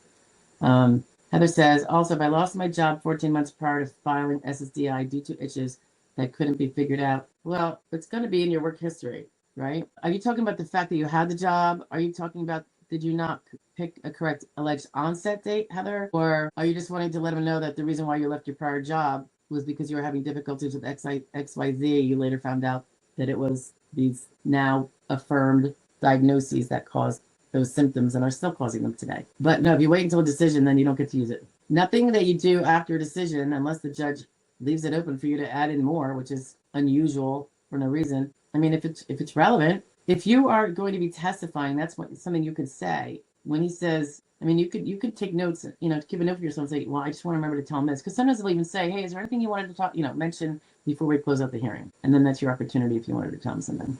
I would probably keep it short because he's kind of being polite when he says it. It doesn't mean to give you a pedestal forever. They have a very strict schedule. And they have a hearing right after yours. So they don't really want to start getting everyone bottlenecked and late, which they inevitably do anyway, but they try to avoid it where they can. So Erin says that I guess this medical non-treating provider did the 3-hour assessment and all the standard testing, which coincided with his. Yeah, so he's not a treater. He's just a guy you paid to. It's not. It's better than nothing. I would say it's better than nothing, but it's not going to hold a ton of water. Did he even have all your old records? Did he refer to them historically? The medical expert did, generally speaking. They see the entire file. At least all the mental health parts, if that's the mental health part. So I just am not a big fan of the strategy of hiring somebody to support your side, because that's exactly what it's going to look like. And then that diminishes their reliability of the accuracy of what they say because they're conflicted because they got paid to say it. You know what I'm saying, guys? And in jury trials, defense attorneys would bring that up all the time. And plaintiff's attorneys could do it to the defense too, because all their doctors are paid. And they're only hired by the insurance company because they give the right answers, right? But the same thing is true here. You don't have a jury. The judge is not stupid. He knows. So Russell Dixon is in the house. Nice to meet you, Russell. Glad you could join us. If you're talking about Medicare, I'm not going to opine on it. I don't know your case, and I'm not a Medicare attorney, so I'm not going to be able to help you out there. Okay. If you wanted some sort of consultation, prepaid consults, you could do that. But I don't think you need it. Just call Medicare and find out. They're the experts. Okay. That is a stupid rule that these corrupt, money-hungry doctors can see someone once, then write a hit piece full of lies. I don't know what you're talking about. Oh, are you talking about the consultative exam? You know, you got to be careful. I mean, I would suggest being careful when you accuse the doctor of lying versus he sees things the way he sees them. And so should he be lying to see them, to pretend to see them the way you see them? It's not always that someone's lying. It's just that they don't see it the same way as you do, particularly if it's not showing up in the examination. So I don't know that I'm not saying that they're all good guys, but I think it comes off as less than credible when we just assume that someone doing their job, if it doesn't go our way, is lying. You know what I mean? It's their interpretation. It sucks. Don't get me wrong, but you know, I don't know that that's going to be a winning strategy for you. Not just here, but in anything. It just sets yourself up for not doing what you need to do to make your evidence better. It's like an excuse. Sorry. Russell, again, I don't practice MSP. And so I'm going to have to direct you to someone else who does. Find someone who answers questions freely online and see what they say and see if they're a certified, you know, Medicare specialist and they can help you, or call Medicare. Or if you wanted us to spend the time and research it, we could, but that's going to be a prepaid consult. We're going to have to carve it into the schedule, same schedule that helps pay the bills. It's what we got to do. Limitless Boom. Hi, Stephanie. Hi, Limitless. Is it true that military veterans who are 100% PNT, pardon me, that's will receive a priority when applying for Social Security disability insurance? Yes, they will fall into that category, as you've heard up above. That doesn't necessarily mean it goes all that much faster or all that much more. However, they're supposed to be put in priority. And so, like, you should be getting an adjudicator before a person that might have gotten there before you. You do get to jump the line in terms of process like that. Now, I will say you're going to want to have the proof that you are 100% PNT. So have that ready. When you, I mean, if you have a lawyer, send it to them. We mark it on our intake, even if we don't have the form yet from the client. But, you know, once you have it, you want to get that in, the proof statement from the VA. Yeah, you can always follow up with them too and make sure that they got it and they saw it and they processed it as a veteran priority. Oh, no, I know what you meant. Sometimes when I answer a question, I throw in all the extra clarifications. It's not so much because I didn't think you knew it. It's because everyone else listening needs to know it. Okay? But I appreciate you. Thank you. Delia says, I am all liked and subscribed. Thank you, Delia. Justin Yu is in the house. Hey, Stephanie, how's it going? It's just dandy, Justin. Okay, Russell's asking his question again. So, Russell, I'm just going to bypass you because you're kind of getting duplicative here. Russell, just so you know, I'm a Social Security Disability and SSI attorney. I'm not a Medicare attorney. That's why the name of the channel is what it is. Heather Ash says, I know I'm young and my situation may not be solid enough to risk, but I am strongly considering reaching out to see what you think. I just can't keep up as good as I have the past 17 months. You can always reach out. I know there are wait lists and stuff for certain categories, so you might get that response, but you know, and you're always free to come here and ask questions for sure. Just doesn't mean we can represent. There's so many people in line ahead, and I get requests like every week from somebody who says, you know, and we have to explain, like, there are people that have asked ahead of you, and we just can't shuffle people because, and I know you're not asking for that, Heather, because then there would really be no trust factor. And it would not be fair. Mr. Pet Mom said, I'm really glad I got the notification and remembered about your Q&A today. Sweet. Are you subscribed in order to get that, Mr. Pet Mom? Or is that, how does that work? I don't even know. Russell says, I'm just going to put up here what you said, Russell. Why skip me twice? I'm a male. Russell, I answered you. Did you listen? Okay, I answered you above, before you. So you have to, unless I'm answering you and we're behind, but you posted this at 2:11, it's now 2:21. So I believe I probably answered you before 10 minutes ago, but if I didn't, now you know that I have, okay? Patience. I don't jump ahead on here either, okay? First in, first out gets the question answered. Yeah. Six Junior. Hi there. I have a question. I was approved for SSI in 2003, got a CDR in 2019. I think I've seen this question before, right? I think I responded to it. Okay, but for everybody else's edification who doesn't read all the posted questions with the answers. I have a question. I was approved for SSI in 2003 and got a CDR in 2019. Okay, and he passed it. They got a letter saying no review at this time. Now in 2026, I get another CDR. Should I be worried? It depends on what you've been doing. Have you been treating robustly enough for the things that you won on? Did you improve? If you did improve, then yes, you can be concerned because you don't know if that improvement is going to rise to the level of saying you could do a job now under the rules today. If you have not been treating, and this is a chronic problem, sometimes when people win, they get a little comfortable and they stop treating because the treatment doesn't really help, and they forget that they actually need evidence that they need a treatment for their CDR. So if you haven't been treating, jump on it now. By the time your CDR comes to fruition and or you have to appeal it if it gets denied, you will now have some fodder to prove that, in fact, you have continued to be. You might have a gap, though. Let's say you have a multi-year gap. You can't really prove necessarily that it continued for those 4 years you didn't go, and it suddenly popped up now when you went back. Suddenly I needed to. It just happens to coincide with when you said I was getting a CDR. So that's why kind of reasonable continuity is really important, guys. It just is. Keep your evidence in your back window, always kind of steady. If, on the other hand, Biden Jr., I think this is Hunter, guys, you would, if you've been treating and if you've not improved, and if your medical records are clear that you have not improved, so you're going to want to get them and look at them. Ideally, is what I'd be doing if it was me, so that you know. If suddenly, if you had all these records that described you as really screwed up, and I assume it's a mental health issue just from this post, you know, if your records suddenly say that you are so great, you're doing great, blah, blah. Sometimes mental health providers applaud themselves in your records to say how great you are, even when you haven't changed. You know, you're just kind of status quo. They're keeping you status quo, which is good, but they'll describe it as doing great, and now suddenly you look improved. That's a serious problem. Don't even get me started.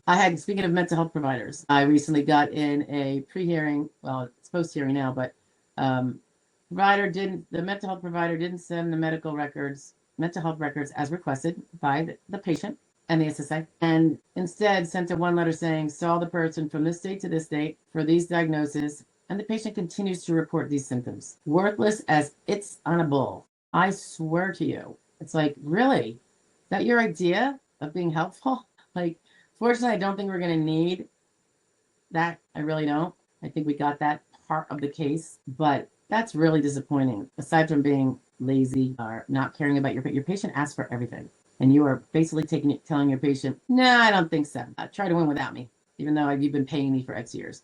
Sorry, that's how I feel about that. Aaron says, I've been in therapy for 4 years, but this examining doctor was one and done. Yeah. So, I mean, I would say it's better than nothing, Aaron, but I expounded on you the limitations of that, the one and done.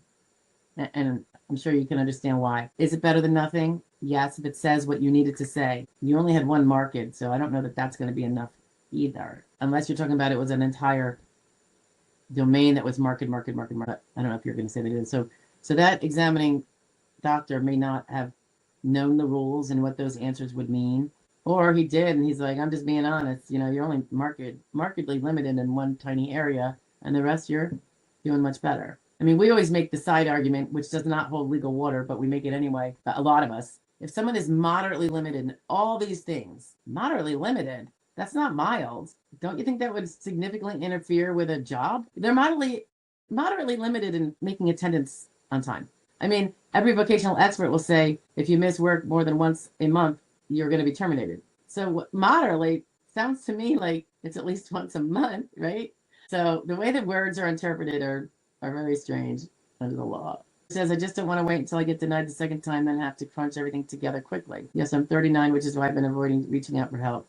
I know, because it's going to be hard. It's going to be hard. But you can always fill out the eval, Heather, if you haven't already. I just don't know that there's going to be a category avenue in which you could be deferred because it's something set apart. I know. Russell says, I'm not a bad person. I know, Russell, but you were hounding me, and I was trying to explain to you. If you have Social Security questions, by all means, and some basic Medicare questions, but I really do defer to my Medicare colleagues for that. I mean, there's a reason why I spend all the time knowing this stuff out the yin yang, because if I had to do half this, half that, I'd only know half the amount. So that's why you might have been here when someone asked about taxation. And I said, I only know very limited basics. When you start getting into more nitty gritty, particularly if it's about your own situation, I can't tell what someone's tax bracket's going to be. I don't know their whole situation. So I wouldn't know it for you either. But I never thought you were a bad person. I didn't like the activity. Okay? Nothing personal. I promise. So always feel free to come back. Heather says, I resigned in lieu of termination because my mental capacity and speed, mail carrier. Oh my gosh. Tasha. I don't know if did you guys see that poop come out of her butt? And yes, it hit part of my clothing. Yeah, I guess it's got to go on wash. Goodness gracious, Tasha. Move away from me. She's a little too close. I had her moved over so that you guys could see her for those of you that are into the Tosh. I just got here my eye. Tasha. Well, I'm glad you feel better. That was an F and a SH combined, I think. That's why she feels better. If you guys get that immature joke. Okay. I remember, Heather, you were, okay, mail carrier. Most of my mail carriers, it's physical, I have to say. Obviously, the other can happen as well. Wasn't meeting my expectations. 8 months later, I had my brain surgery for my tumor. It's going to be all about your current symptoms. Proof that you are unable to do a simple job. Mail carrier is not a simple job. You know, it's more complicated than that. So how do you prove that you, think about it. I'm going to give you guys like a one that you all have to think about. How do you prove that you cannot be an information clerk in a welcome center? Where you are behind a desk, you can sit or stand at will for any of those physical problems. And when your job is when someone comes in the door and says, "Where's the bathroom?" "Ma'am, it's third door to the left." So, you know, if you can't talk, maybe that would be a bona fide disqualifier.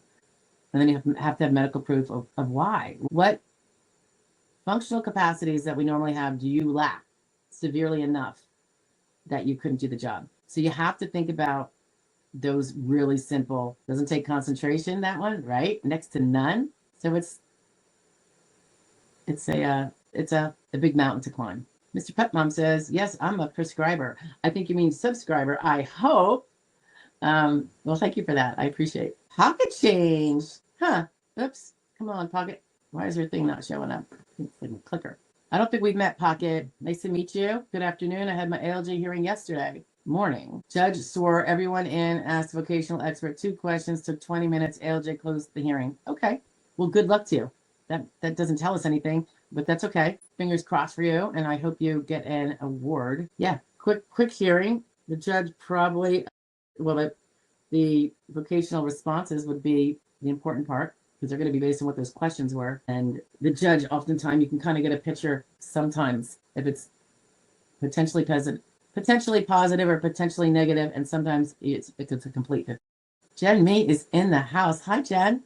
Hi, Stephanie. Happy Wednesday. Happy Wednesday to you, too. I just got here. My lawyers told me my second ALJ hearing, the remand hearing, is in May. Exactly 3 years since the first one, and that was skipping AC, basically. You skipped AC, so you went and reapplied, I guess, right? Long story. Okay, well, fingers crossed for you there in May there, Jen. And remember, all the information you still provide to the ALJ or your lawyers do is going to be used for the new hearing, so don't stop treating, right? Fan Cave says, I just watched the answers. Watch the answers. My case is marked congressional interest, and my senator's office reached out to me. I'm 99.9% sure based on the way my hearing went, I'm going to win. Awesome. That's good to hear. And you're not winning because the senator reached out, just so you know. They're not allowed to press their finger on the thumb of favoritism for some to win and some not to win. They can just get that cog out of the wheel if something is lost. Like it should have been in line for a writer and it wasn't. It slipped through a crack or something like that, which, you know, stranger things have happened. Yeah, Pet Mom, I know you meant subscriber. I was just having fun. Fan Cave said, by the way, I'm not rushing or bugging anybody, LOL. You did. You rushed them. And honestly, that's probably, I think it was not preferred, but I don't think it would change. I mean, even if you were a complete jerk to them, I don't think that would change the response because the judge already made the decision. It just has to be put in writing. And if you're harassing the writing group through reception or whatever, or through the senator isn't calling the judge. The senator is contacting their liaison with the SSA, who then just looks to see where it is and reassures, yeah, it's in the writers group, blah, blah, blah. I just say, when you're going to use something like that, use it with discretion, not where it's not going to help and not where it's not appropriate. And that could be a timing thing too. Jen says, my current therapist is my current therapist largely because she was willing to help me in filing my SSDI case. It has been 5 consistent years later now, and she has been my best therapist. That's good. I'm glad you like your therapist. A lot of people do, and some people don't. It's got to be hard to find the one that you fit well with for all of us. Well, I don't have one, but if I did, I can imagine it would be really hard. I probably could use one, but I don't have one because I probably wouldn't like it. What you said about how this question made me wonder, what are the best types of evidence for the excessive absences and the break parts of the equation? What do they really... Well, let's say for break parts, if it's mental health, do you get bottled up where you're going to start screaming at people? Do you scream at people? Evidence would be, a year ago, you told your therapist how you were in the supermarket and the line was long and you got so frustrated you had a very unreasonably low level of ability. You don't say in these words, but the theory is you went out and you started saying snide comments to all the people in line with you and raising your voice and then yelling at the cashier when you were like third person still in line, and you just behave very badly and you don't behave appropriately as we're supposed to do when we're in someone else's property in their store, and you were abusive, then that would show up later as an event that happened because you told her in real time. Now, was she a witness? No. So again, this is all subjective on its surface. But when things like that are consistently happening and they're evidenced in a way, in some way, through the medical aspect, not through you just saying it through a function report, although you'd want to mention it there too. It starts to build a picture that looks more credible than you just saying it at hearing, and it was never even. And I will go again when I'm talking about the mental health provider records and their complete cause of many people losing their cases. Let's say you did tell the mental health provider every time you had a really bad incident, and let's say they were happening every 2 weeks. It could include road rage, and I will say if it's road rage where a ticket is issued for you doing something bad, I would get those documents. That's objective. That's really good stuff. I'm not saying to go have road rage, guys. I'm just saying if that happens to be one of your symptoms, please. All right. The legal difficulties often follow severely mentally ill people with impulsivity lackings, control lackings. So, and it could be a low threshold of tolerance for frustration with normal things in the rest of the world, like the grocery store thing I was just telling you about. If you tell your provider, and I would tell more than one, like if you have a good PCP and that's someone to tell, but if not, you just do the best you can. Definitely your mental health provider. When the mental health provider refuses to provide those records that have those details in them, you'll know exactly why I complain about the fact that they take advantage of the HIPAA carve-out that is exclusive only to them. They lobbied for it, they want it, and it hurts patients who are trying to prove their exact condition. And it is what it is. And until people start hounding their Congress people to change the law, I guess it's going to continue that way. But when the mental health providers, kind of, and I know I'm going to sound mean here, but sit on their pedestal and say, no, I'm not going to give those. It's too much trouble, or I'm protecting you from yourself. Like, I got to keep your privacy. Like, the patient is actually asking for the patient's own records to help the patient and all of her struggles in life and all the insurance programs she could possibly have. And that mental health provider is the one that's blocking her way. So that's a little rant by me, yes, indeed. But aside from the fact that telling those incidents of where you would have needed to break away to not have that eruption, it could be, Jen, me, like I said, excessive flying off the handle. If you stay at home and it only happens at home, it's going to be harder to prove, unfortunately. But still always tell your therapist if you went on a rampage to your 12-year-old and it was completely inappropriate. Yeah, they might not want to share those because what if someone says diapers should be called in? I get that. Maybe don't include the fact that but things that happen out and about can be really important. Sometimes they happen at the doctor's office. Doctor's office's office often doesn't mention them. I don't know why.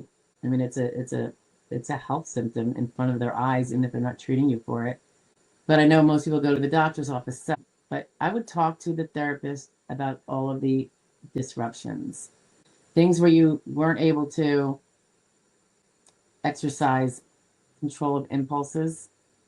By the way, shoplifting is one of those things. It's a whole different ballgame, though. Road rage, legal difficulties. If you miss a lot of doctor's visits, it's a double-edged sword. But if that is what happens, I would use that evidence, which you could see from your medical portal. Miss the appointment. When you miss an appointment because of a symptom, I think it's important to tell the doctor's office the symptom. It might be another way to get that little symptom, and the fact that it interrupted something that should have been a very normal endeavor for somebody, and you missed it. And what would happen if that had been at work? You had to be at work at that time. You would have missed work. Trying to think of other ways, Jen, but things like that. And again, so you have the absences part. That could be like OCD. I have to keep going back home. I get halfway down the street, and then I got to turn around and check that I locked the door. Things like that got to be said to the therapist, because it's actually it's all directly related to the diagnosis. If you break out, if you're very prone to cry on a dime for the slightest thing, and there's a lot of people, sometimes it's just like a tearfulness reaction, and other times, or including, but not always, when the slightest minute stress that would be normal for anybody else to just roll over with and then the person has to leave the room in tears. I would be noting those. I'll try to give some thought if I can think of any more. If anybody else has any great suggestions, share them, because it is really important, because mental health symptoms and the severity is really, really hard to prove. With skip date C, Jen's talking about her marathon of a claim process with the SSA. It skipped appeals counsel because my old lawyers made an error. Very unique situation. Yes to treating. I am actually sick. Of course, 5 consistent years of therapy, many more hospitalizations, plus inpatient treatment. Yeah, I know. You've got it tough, Jen. You have a good attitude. You're strong. You keep getting back up, girl. Love that. Pocket says, the ALJ mentioned she's seen evidence dating back to 2020 in my medical records. We were establishing the original onset date for 48 months back to the date 1/2022. My counsel said I'm getting paid. Oh, that's awesome. So he's pretty confident that the way she portrayed her questions and any response was that she was finding you disabled. So that's awesome. Awesome, awesome, awesome. Well, your attorney said that I'm getting paid. I get it, but that's not usually the first thing that crosses my mind. Biden says, or I should say Hunter says, should I list any other diagnosis on my CDR other than my original disorder? Does it ask for all of your impairments? Then put them all. Why are you rethinking that? If it's a common sense English question and you know English, answer the question. And let me tell you why it's important to use every new thing that's come up or things that you didn't mention before, even though you went on the other thing. If you have improved in your original diagnosis, and by the way, we have video on this on the CDR and how this happens. If you asserted, say, mental health and you prevailed, and now you have a CDR many years later, your mental health is actually much better for whatever reason.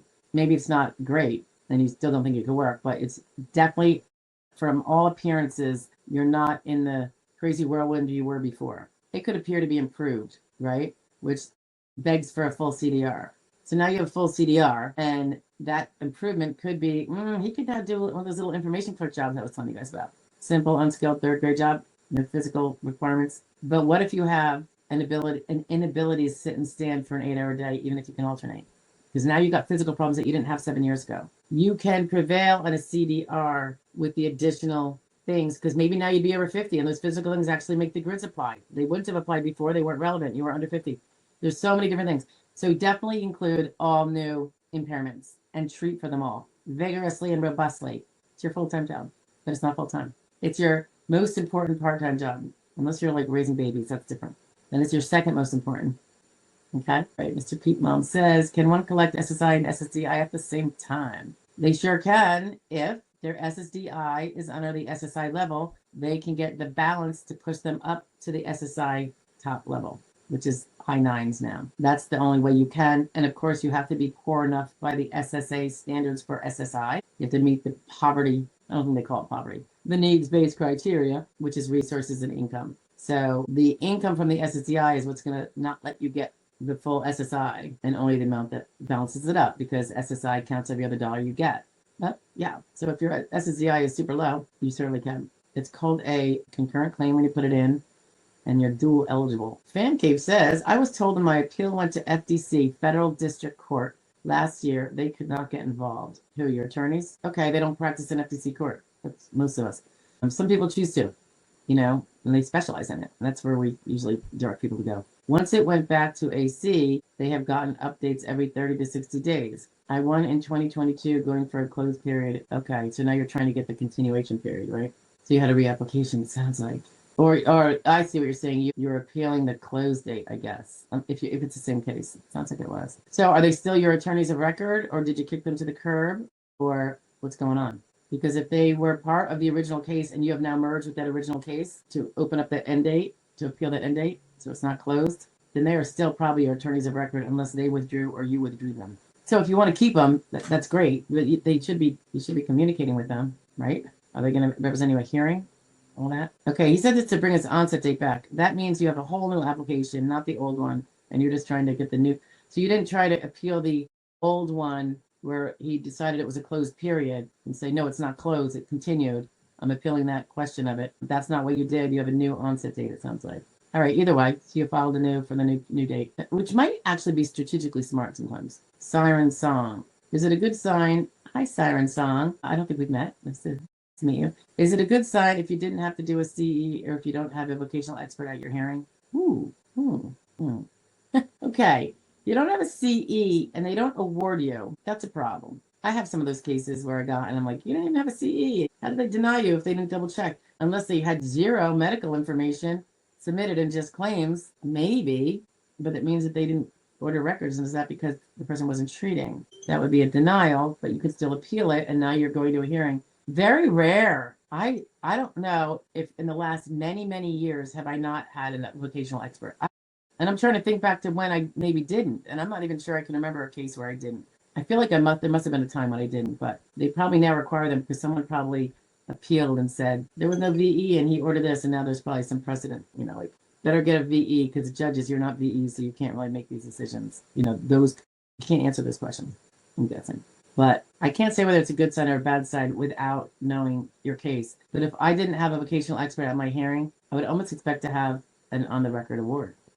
I just submitted last week a pre-hearing brief that I also asked for an OTR. I don't normally do that unless it's the kind of case that would be suggestive of an OTR. Everyone thinks their case is suggestive of an OTR, and they don't know what they're talking about. If he doesn't bring a vocational expert, it means he already knows whether there's no jobs or that there are jobs. So I can't really say that that's a positive or a negative sign. It is curious, so I'd love to hear it back when you find out. That would be great. Pocket says, best advice to everyone on this wonderful panel is to have all your medical records available to the ALJ to examine. Well, yeah, you have to. That's your obligation, right? He's not going to know your medical problems and all the little things your doctor said all throughout unless it's in front of him. He's not allowed to. You can't imagine it. Buffett Noir says, great discussion. Please tap up the likes button. Thank you. Yeah, like and subscribe. People, it doesn't cost you anything. And apparently YouTube likes it. Tom says, recon phase last week. In recon phase, last week. Says to call DDS, but they never answer. Leave a message. That's what the voicemail's for. It said to contact by the 19th or the case may get canceled. Leave a message. That's what it's for. And we received letter on the 16th. Yeah, I know. They give you a very short opportunity. If you have a barcode page, if for some reason you don't have a voicemail to call or to leave a message on, like if it goes to something that doesn't have voicemail, which would be unusual, but in reality, it does happen. There are tech glitches. I had one DDS person who never emptied the voicemail.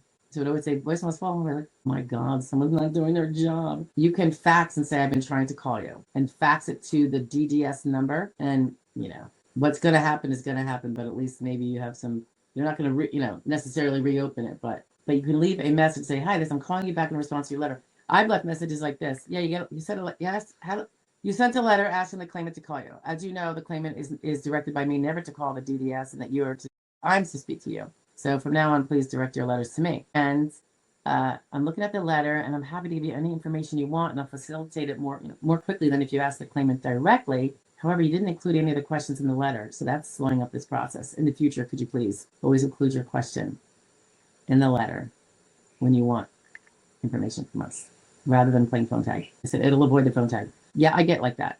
I actually have a blanket paragraph I put in the letters. It's what I do. And it doesn't work all the time. But if it works 30, 40, 50% of the time, I just saved everybody 10 hours and made the case move faster. So therefore, plus for everybody. Tom says, also logged onto account and they wanted to verify my driver's license and image. Is this normal? I believe it might be if it's login.gov or id.me. I've already been in since they first started that, and I don't recall needing to do that, but I could be wrong. Think about it. They really want to make sure that you are who you are before you get credentials to get in there, and then you don't share them with anybody else. Grand Cave says, applied in 20, got denied all the way through. Appeals Council. Reapplied, got approved as of 2022.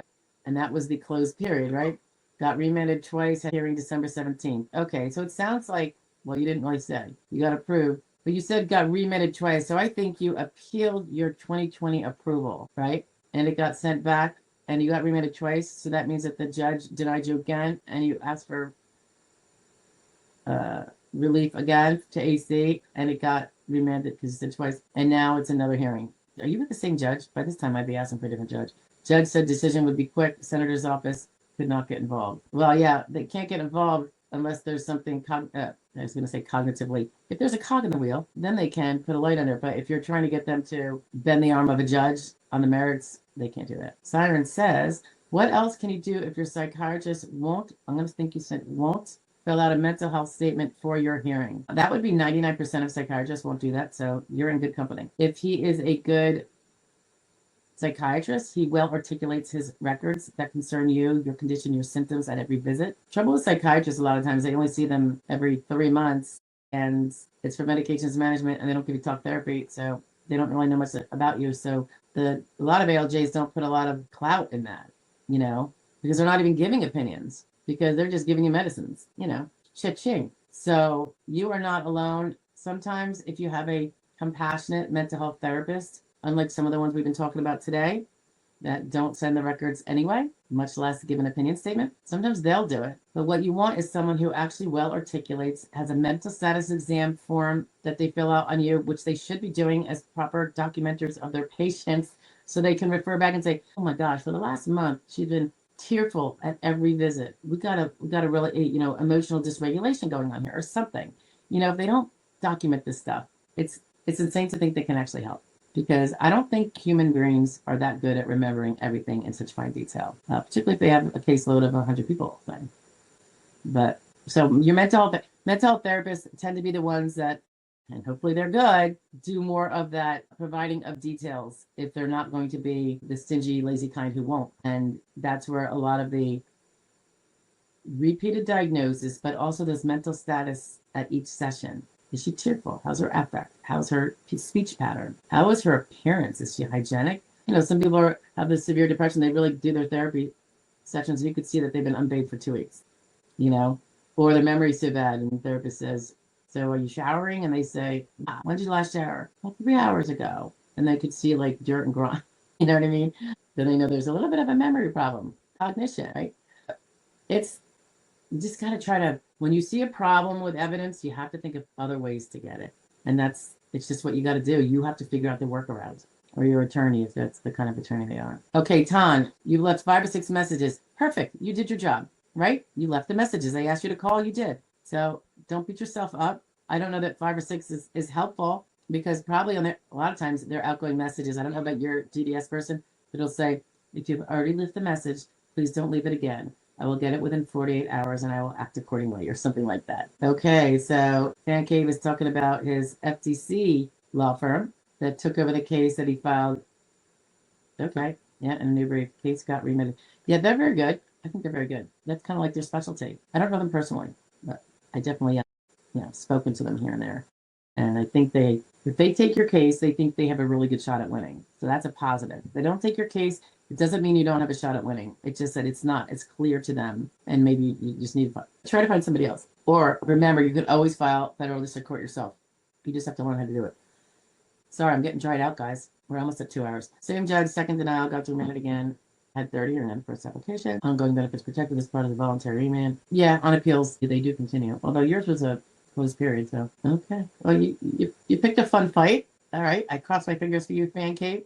Daly says, oh, and if you can become a member like me, I appreciate it. The members are really, really helpful. They alone probably bring in at least 3 new 1%er clients a year. I know that doesn't sound like much, guys, but it used to be 1. So we're probably about triple. Siren says, is it a good sign if you don't have to do a mental health exam? You mean a consultative examination, Siren? It is very rare for me not to see one. So, but I've seen it happen, and then they were denied too. So I just figured they dropped the ball. The SSA dropped the ball. The adjudicator wasn't doing their job. They wanted to get it off their plate. Boom, they hit a denial, reduce their plate load, and wrongfully, of course. Mr. Pet Mom says, my therapist filled out one with no problem. See, you got a good one. Now the question is, and this doesn't have to do whether she's good or not, did she fill it out the way that would support an award or not support an award? She might meant to fill it out that it would support an award, but sometimes the best of intentions don't really work so well if they don't know what the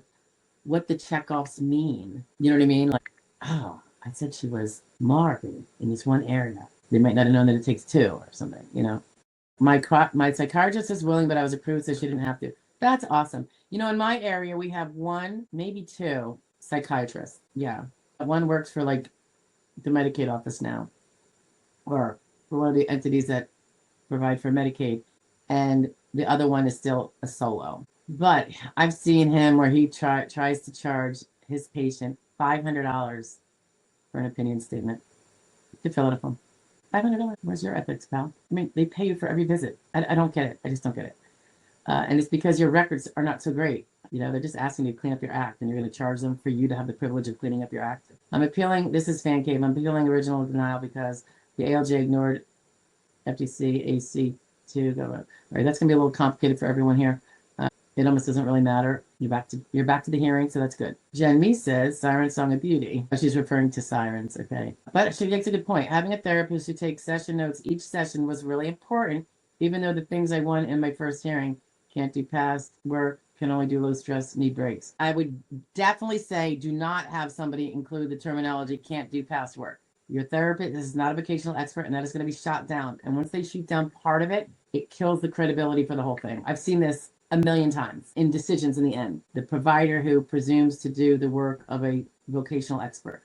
They don't know what the job that they're looking at is the job you did plus the job title you did as it is performed in the general economy, not at your particular location. Does your mental health therapist study that? Does she have credentials in that? Unlikely. It's very unlikely. And for this reason, that is considered her trying to put an opinion that is reserved for the commissioner. And they get greatly offended. I'm telling you, they're a bunch of sensitive little triggered people up there when it comes to seeing any provider. And I'm talking physical providers too. When they say he can't work, he can't do his old job. They don't have to say that. Say what he actually can't do and let the vocational expert then compare that to the job as it actually legally stands at that job.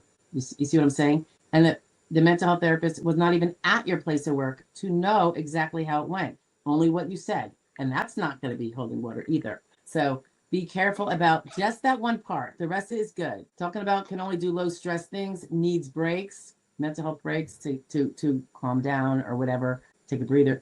It's just that first part of that sentence. Can't do past work, nix it. Nix it, nix it. Don't have them say that. Ooh, Siren says, what's an on the record award? All this is new. Long for OTR, on the record record. We do a request for an on the record review and award. It is saying, can you look at this and just look at all the medical records? And here's my explanation of why they meet. Usually it's a listing. Usually if it's, I still do them if it's not listing. It's not really going to meet a listing, but it's very severe without meeting a listing because listings are a little different. If it's really, really severe, I will ask for, and I'll lay out the law, whether it's a grid and look at this. This is clearly, it's got to be clear though. I mean, everything's got to be carved in stone almost. And that way they can make a decision for a fully favorable on the record without having to do the hearing. Now, we've already prepared for the hearing, so that doesn't really save me the 100 hours I just spent. But, if it could save the stress of the few hours at the hearing for my client, all the better. And it's a bird in the hand as well. Sometimes sirens, they will say, hey, judge is interested in awarding and not needing a hearing, but he thinks a different onset date. Would your client be willing to amend the onset date to a year and 3 months after his alleged date? And then that's something to consider. And now that you already know what the judge is thinking, you already know he's not going to award you on the old date. So if you want to win on this round without appealing, you might consider amending. But if you're not willing to, then you say no. You have the hearing. He awards on the new date that he wanted anyway. It's called a partially favorable. And then if your client wants to appeal it, your client can appeal it. It doesn't mean the attorney's going to be willing to appeal it for them, by the way. Sometimes it's like, no, I don't think that's wise, and we're not going to assist in it. But you can get another lawyer who might. That's always possible too. That hasn't really crossed my desk, but I always look, because it could. I'm not always going to be willing to appeal everything for my clients just because they have a feeling that they want to. They always have the power to appeal. I just might not participate. And again, I don't think that's ever happened, but I always have to check. So far, I've always had, been willing to appeal, but usually we talk about it. And if it's a high risk, I explain to them why they might not want to. Siren says she has a lot of issues. By the way, guys, we're at 2 hours and 6 minutes. We're a little over time, so I'm going to try to clean up all these questions. I have a lot of issues that have gotten worse when I first applied, but I was told by my hearing paralegal I didn't have to fill out a new function report. I have a lot of issues that have gotten worse. Yeah, we, I don't know. I forget where you said you are in the process, Siren. If you're still on initial, you probably don't have to send in another function report on initial, but the SSA will ask you to. The TDS oftentimes nowadays, in a particular area where they're really backed up, they will, if you've been waiting 9 months, this has been 9 months in between your function report, they might ask you for another function report to update them. If you think about it, all the things that have gotten worse should be on all those updated medical visits you've been telling your attorney about, and they've been ordering those records or notifying the SSA of those records so the SSA can order them. And yeah, I'm just reading your thing here. Even if you don't describe it in a new function report, it should be clear if you're articulating to your doctors and they're properly recording and you're going to the doctor even more because of the new issues, that should tell its own picture too. If you go to reconsideration, they're going to probably ask you for an updated function report. You'll do another one. And what I would do is look at your old one, see what's gotten worse, and add it. If you can redo it, you could say, you could even say, Definitely all the same things as in the old answer I did for this, but here's what's gotten worse. Boom. So you're kind of incorporating the old stuff so they can't say it didn't still apply. Oh, she didn't say that still happens. Oh, yes, she did. That's a way of doing without having to take up more word space because they give you small spots, but you're still incorporating all that old information into the current time period. Just a little strategy. The decision that you were denied, Jen May, was that I'm not sure what you're saying. You were denied, so it obviously wasn't the judge saying that you can't do prior work, right? Or did he say you couldn't do prior work, but you can do other work? Okay. Well, that's good. That's his decision. At least that means you meet step 4, right? My attorney sent me an email with instructions for my therapist for me to forward to my, yeah, it's always sweet. Sometimes they'll, yeah. And then, I mean, that's okay. We would do that. If we have a doctor that usually, if there's a doctor that is expressed to the client that's, knows of the case, and mind you, there's reasons why sometimes you don't tell a doctor unless you know that they're really on your side. Because a lot of them aren't. But we'll have, if it's sometimes we'll have to feel like it's the strategy is best to take this risk, even if they don't know, and say, hey, look, ask your doctor if they would opine on these particular very set list of questions. We draft each one custom because you don't want to be giving your doctor one of those generics you find on the internet, like the SSA generic, or I have a video on this, but there's negatives to doing that. Jen's saying it's the details of what they based it on came from my therapist's detailed notes, although they in error tried to throw out her whole opinion. So they cherry picked, might have been one of the reasons why you got it remanded. Is that what you're thinking it is? Like they picked out some, but not the ones that really would help you? I mean, was the judge quoting? He was quoting the therapist that said, she can't do prior work. Did the judge say, and I find that to be credible, that she can't do prior work? It's not clear. I'm sorry. It's so hard to hear when you just type in little blurbs. But yeah, I mean, one of the appealable things we present is that if a judge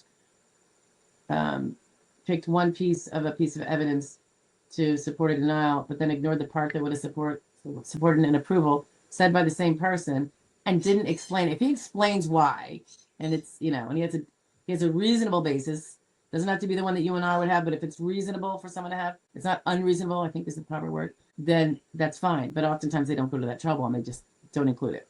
And now they're cherry picking. Limitless says, how does one know when to focus on mental health or physical for one's application if he or she has both, but one may, in my opinion, you go balls to the wall on all of your impairments. Don't you decide what's going to be most imperative, because you don't know what's going to be stronger under the law, and you're not going to know until you see the records.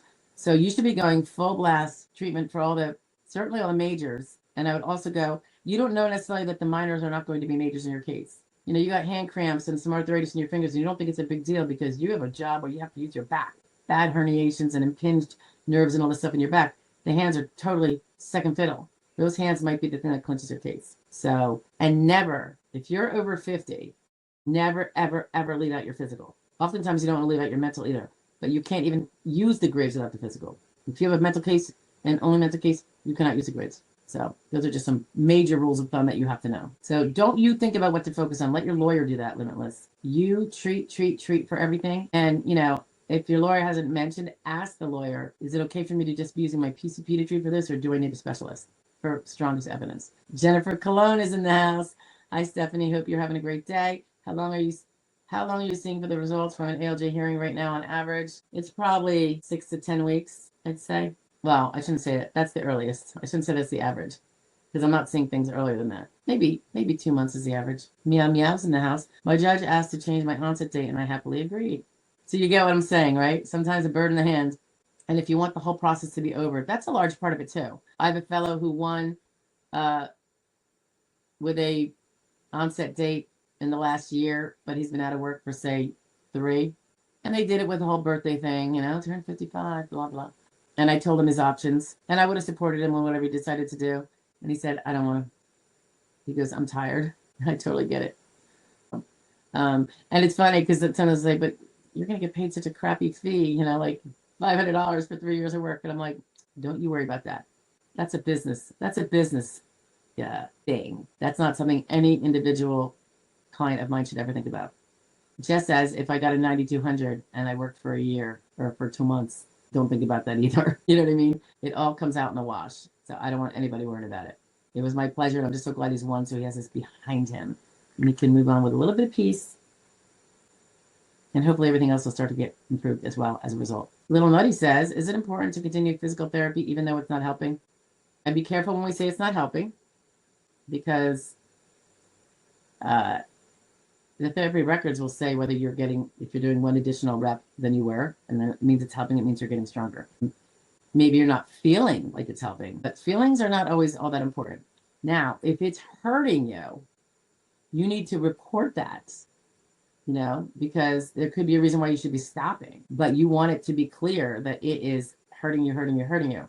It would be nice if before that happens, you gave it a good shot and recognize that PT is going to hurt at first. There's going to be soreness, going to be all this stuff. And for some people, soreness feels worse than for other people. But there are times when physical therapy is contraindicated once the prescriber knows how severe the pain is. Will it take away from you being able to develop certain evidence for the following weeks? Absolutely it will. But you got to do what you got to do, and you got to do what's safest for you, right? Just the mere not helping, I think, is really a medical answer and not really a patient answer, at least at first. And just know that if you stop developing evidence of the pain. So if it's not helping because you're feeling 100%, okay, well, then you're probably telling your therapist, I feel 100%, I am all better. Okay, well, and that is great for you. And your case can end because you're no longer disabled, but you follow what I'm saying? That's probably not what you're talking about. You're just thinking like, I don't feel any better and I'm not doing handsprings like I used to, even though I'm doing the PT. That's not necessarily what PT is all about. It's like strength training almost. For us oldies, like, do 2 planks a day to strengthen that core, you know, most minimal stuff is because it's so out of shape. But, you know, it's not going to make me feel good. I'm not going to feel like Superman, but it's going to have incremental little things that I'm not going to notice. I've done it before and it does actually happen, but it takes a long time. So just look at it maybe with that little eye to it also before you make your decision. Well, it says, thanks, solid advice. You're welcome. He says, no, the ALJ, so the ALJ said, Jen, that you can't do your prior job, but you need a lot of breaks and you need something else. And then he denied you. He said he didn't give you the whole approval. Did he give you a partial, you're disabled as of this date, but not the prior date? And you're appealing the partially favorable? Because he said the whole approval, which implies that he gave you a partial approval. Yeah, it would be kind of funny if the ALJ says that you can't work. I don't have your quote in front of me, but you can't work, but you need lots of breaks. You can't do your prior work, and you need extra breaks, and you forget the other thing you needed. Yeah, that would be a little weird. The only way, because that would mean you would need accommodation if it's said that way, potentially. Now, people say, well, the argument always is, if someone needs an accommodation, then it's not a job in substantial numbers in the competitive workforce, because accommodations by definitions are not performed as they are in the competitive workforce. Okay, when is it that if you can do an accommodated job, you lose SSD? There is a time, and that's when your prior relevant work was under accommodation. If it was accommodated and you performed it fine, that means you can do past work as you performed it. Despite the fact that it's an accommodation, it'll still be held against you as being able to do your prior work. So be careful when you're going to start babbling about what you consider to be an accommodation, because if it's legally not an accommodation and you just think of it that way in layman, vernacular, you could be shooting yourself in the foot, like by having it categorized as an accommodated work, and now you have to prove that you can't even do accommodated work. And because it's easier than the regular work, it's harder to prove you can't do it. Even though you know you can't do it, it's still harder to prove. And that's what it's all about. Jen says, my therapist's opinions, my attempt years prior, and the factor of excessive absences. Okay, now we're getting in the weeds here, because before you said it was the way I read it, not saying that you said it wrong. It's just the way it's coming out in bits and pieces. The judge said I'd have excessive absences, and the judge said I would need breaks every 2 hours. Yeah, every 2 hours, a 50-minute break is considered normal. So that won't help. If it's more breaks than that, though, that's when. But the excessive absences itself would also be. So that would be if a judge finds that you would have excessive absences, that by definition means there's no work. Unless, of course, you had that accommodated job, which I don't think you did in your past relevant time period. I think you've been out of work more than that. Jennifer Clone. Okay, so I'm getting closer. Thank you always for your answers and your opinions. You are so welcome. It is getting closer, Jennifer, for sure. It's hard though, right? To wait. It's like waiting for Christmas when you're a kid. Jen says, I haven't worked full-time since 2013, by the way, and I got really sick. I've made SGA since then. So then you have worked since then, but not, it doesn't matter if it's full-time, it's SGA. As you know this, I'm just saying this for everybody else. Then I have made SGA since then. I have my work credits, but I haven't worked consistently full-time hours-wise or role-wise. Okay, and that's helpful, I think. It can be. if it's, clear. Well, yeah, she was making SGA, but you could tell, Judge, it was not full time. It's one of those crumbs, I'd say. And remember that your work credits will not be useful to keep you insured for another claim if you had to do it, Jen, unless you continue to get the credits with the part-time work going forward. So that would have to be some sort of minimal part-time, even if it's gigger work or working out of your own home, knitting sweaters and selling them, as long as you declare the income and pay taxes on all of it. Little Nutty says, I told my PT that visits to his office requires additional pain medication. That's probably normal. But what does your PT say? Does he say, oh, we must stop? Or does he just say, oh, well, do you want to stop? I mean, is it medically recommended to stop? Or is it just, Little Nutty's uncomfortable? You know what I mean? And I'm being funny here, but I just want you to be careful to make sure it's uncomfortable and painful perhaps, or is it the kind of soreness that if you just rest, with a couple, if you can take ibuprofen, I don't know, some people can't, it's a couple hours of soreness, or maybe the next day soreness, and you take a couple of, I don't know, and you get through, and then you still get to continue building that strength and reporting how painful it is.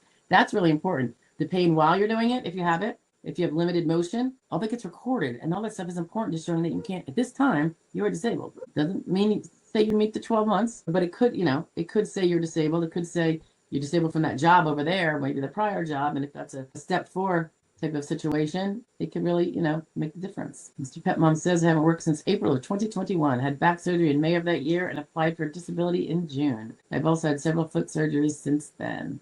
Oh, those foot surgeries. What's worse, Pet Mom? Foot surgeries or back surgeries, in terms of how they feel? Siren, you're so welcome. Mr. Pet Mom was a CNA. Oh, yeah, wildly physical, and couldn't go back to that job. Definitely you won on step 4 with that, right? At least you passed step 4. And then if I had to go to step 5. Be it, right? Mr. Pet Mom says, I'm thinking that's why the judge made such a quick decision in my favor. Well, if it was a grid case, yeah, that would be one of the 3 prongs that you had to prove.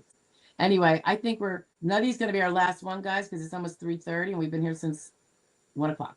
Little Nutty says, whose decision is it? Suffering for evidence? Listen, I do a lot of things medically that I didn't like. I had gallbladder explode and I decided to go for the surgery because otherwise I was going to be in too much pain. So I took the other pain of the surgery. We all make choices. So you make your choice. Okay. I'm just telling you some of the repercussions. If I claim I have this and I don't present proof, guess what? I don't get to open the bank account. I don't present my ID. I don't get to do a lot of things. When I don't present the proof I need to prove, that's what it is. Does it cause me to suffer? It sure does. I had to drive all the way home and get that license that I forgot. I mean, real pain, I'm going up and down those stairs. That didn't feel good, but I did it. So I'm being facetious here, but it's definitely your decision. You make the decision on how strong you want your evidence to be. You are the boss of your evidence, and everybody needs to know that. You are the boss of your evidence. You decide how strong you want it to be or how willing you are to have it weaker and go with the consequences. As I say to everybody, generally speaking, to prove we can't do any of the 12,000 occupations in the economy, which is what we have to prove, consider it like a big bowl, and all the jobs are in there. And we have to carve them all out, with the evidence. Now, every little crumb of evidence that we have, in my opinion, gets us close to 100% possibility of winning our case. If we do every little crumb that exists in the universe that we could do. And if we don't, we're willing to go a little bit away from the 100%. There's no such thing as 100%, by the way, but as close as we can to get to that imaginary 100%. And the reason why I say there's no 100% chance of winning is because there's too many wild cards. Who's your judge? What do the rules say? Et cetera, et cetera. Everyone's human, let's put it that way, including you, including me, including the judge. So when I give recommendations to my people, I would say, listen, it's your choice. I'm giving you the crumbs that help get you a step closer to 100%. For every crumb you don't do, it's one less step away from 100% that you'll be, but that's your decision because you're the adult and you control what evidence you're going to be willing to get. I only work with the evidence you give me, and that's my job. So that's what I'm talking about, Little Nutty, when I say, yeah, you got to make the decision. I'm trying to tell you what the consequences of the decision could be. Does it mean you're going to lose your case if you blow off PT? Not at all. Maybe you have super strong evidence otherwise. Maybe you're, I don't even know, in a wheelchair, wheelchair bound. You could win on a totally different ground. I don't know. We're talking about the benefits of PT and the evidence. And when we decide that the discomfort, inconvenience, or outright pain is too much to have us keep doing it, Or, as I said, if the medical doctor, what you talked to, who referred you, if you describe it and say, it's hurting me, it's hurting me, it's hurting me, and he says, oh, wow, okay, maybe we should stop. And if he does say that, then that's a medical recommendation. Make sure it's in the records. And if he does, you might want to say, is there a different conservative therapy? And that doesn't mean physical therapy. There's other conservative therapies that you would recommend I could do, because I really want to keep getting this going in the right direction. But that pain, it was just excruciating. If it's excruciating, if it's mild soreness, discomfort, then you make the choice. You always have to make the choice. But it's just things to think about, because you are the only one that has to live with the consequences, right? In your case. So when we talk from this side of it, we're talking only about evidence and legal repercussions. All right. Medical repercussions are between you and your doctor. So if he says, oh, you definitely got to stop, then, I would recommend you stop.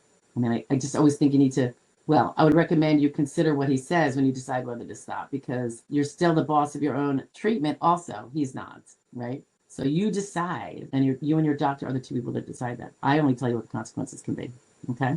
Because I think it's better to have more information, nutty, than less. You're welcome, Jen. Jennifer Clone is saying that she recorded everything and had a journal for over 3 years leading up to this case. Over 14,000 pages of medical evidence. Your case had 14,000 pages? Oh my God, I'm looking at one now with 10,000. I'm like, this is one of my higher end ones. Wow. So that in your OPA was probably like, oh my God, I gotta read 14 pages.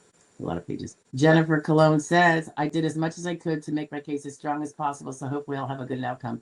I think you sounded like you had a really good outcome. Fingers crossed still, Jen, until you get that decision. But yeah, I mean, I think you didn't want to have to do it twice, right, Jen? So you're like, I'm going to do what I got to do to get the evidence to the person that has to make the decision. That's the way I would go for it too. Tandy says, SOJ, hey, late. Yes, you're late. Look at, I sent a text. Okay, probably in the portal. That should help me when you get a chance. Bird dumped on you. I saw that. Yes, she did. I've had birds since I was a very little girl. Wild ones that we raised, but crows and bluebirds and many blackbirds, grackles, robins, and a mockingbird once. Did I say crows? Those are the coolest. Very cool. Let's see. Thank you for a great session. Thank you, Mr. Pet Mom of 4. I'll definitely be here next week. Good. I can't wait to see you. Danny says, can't text words good either. Okay.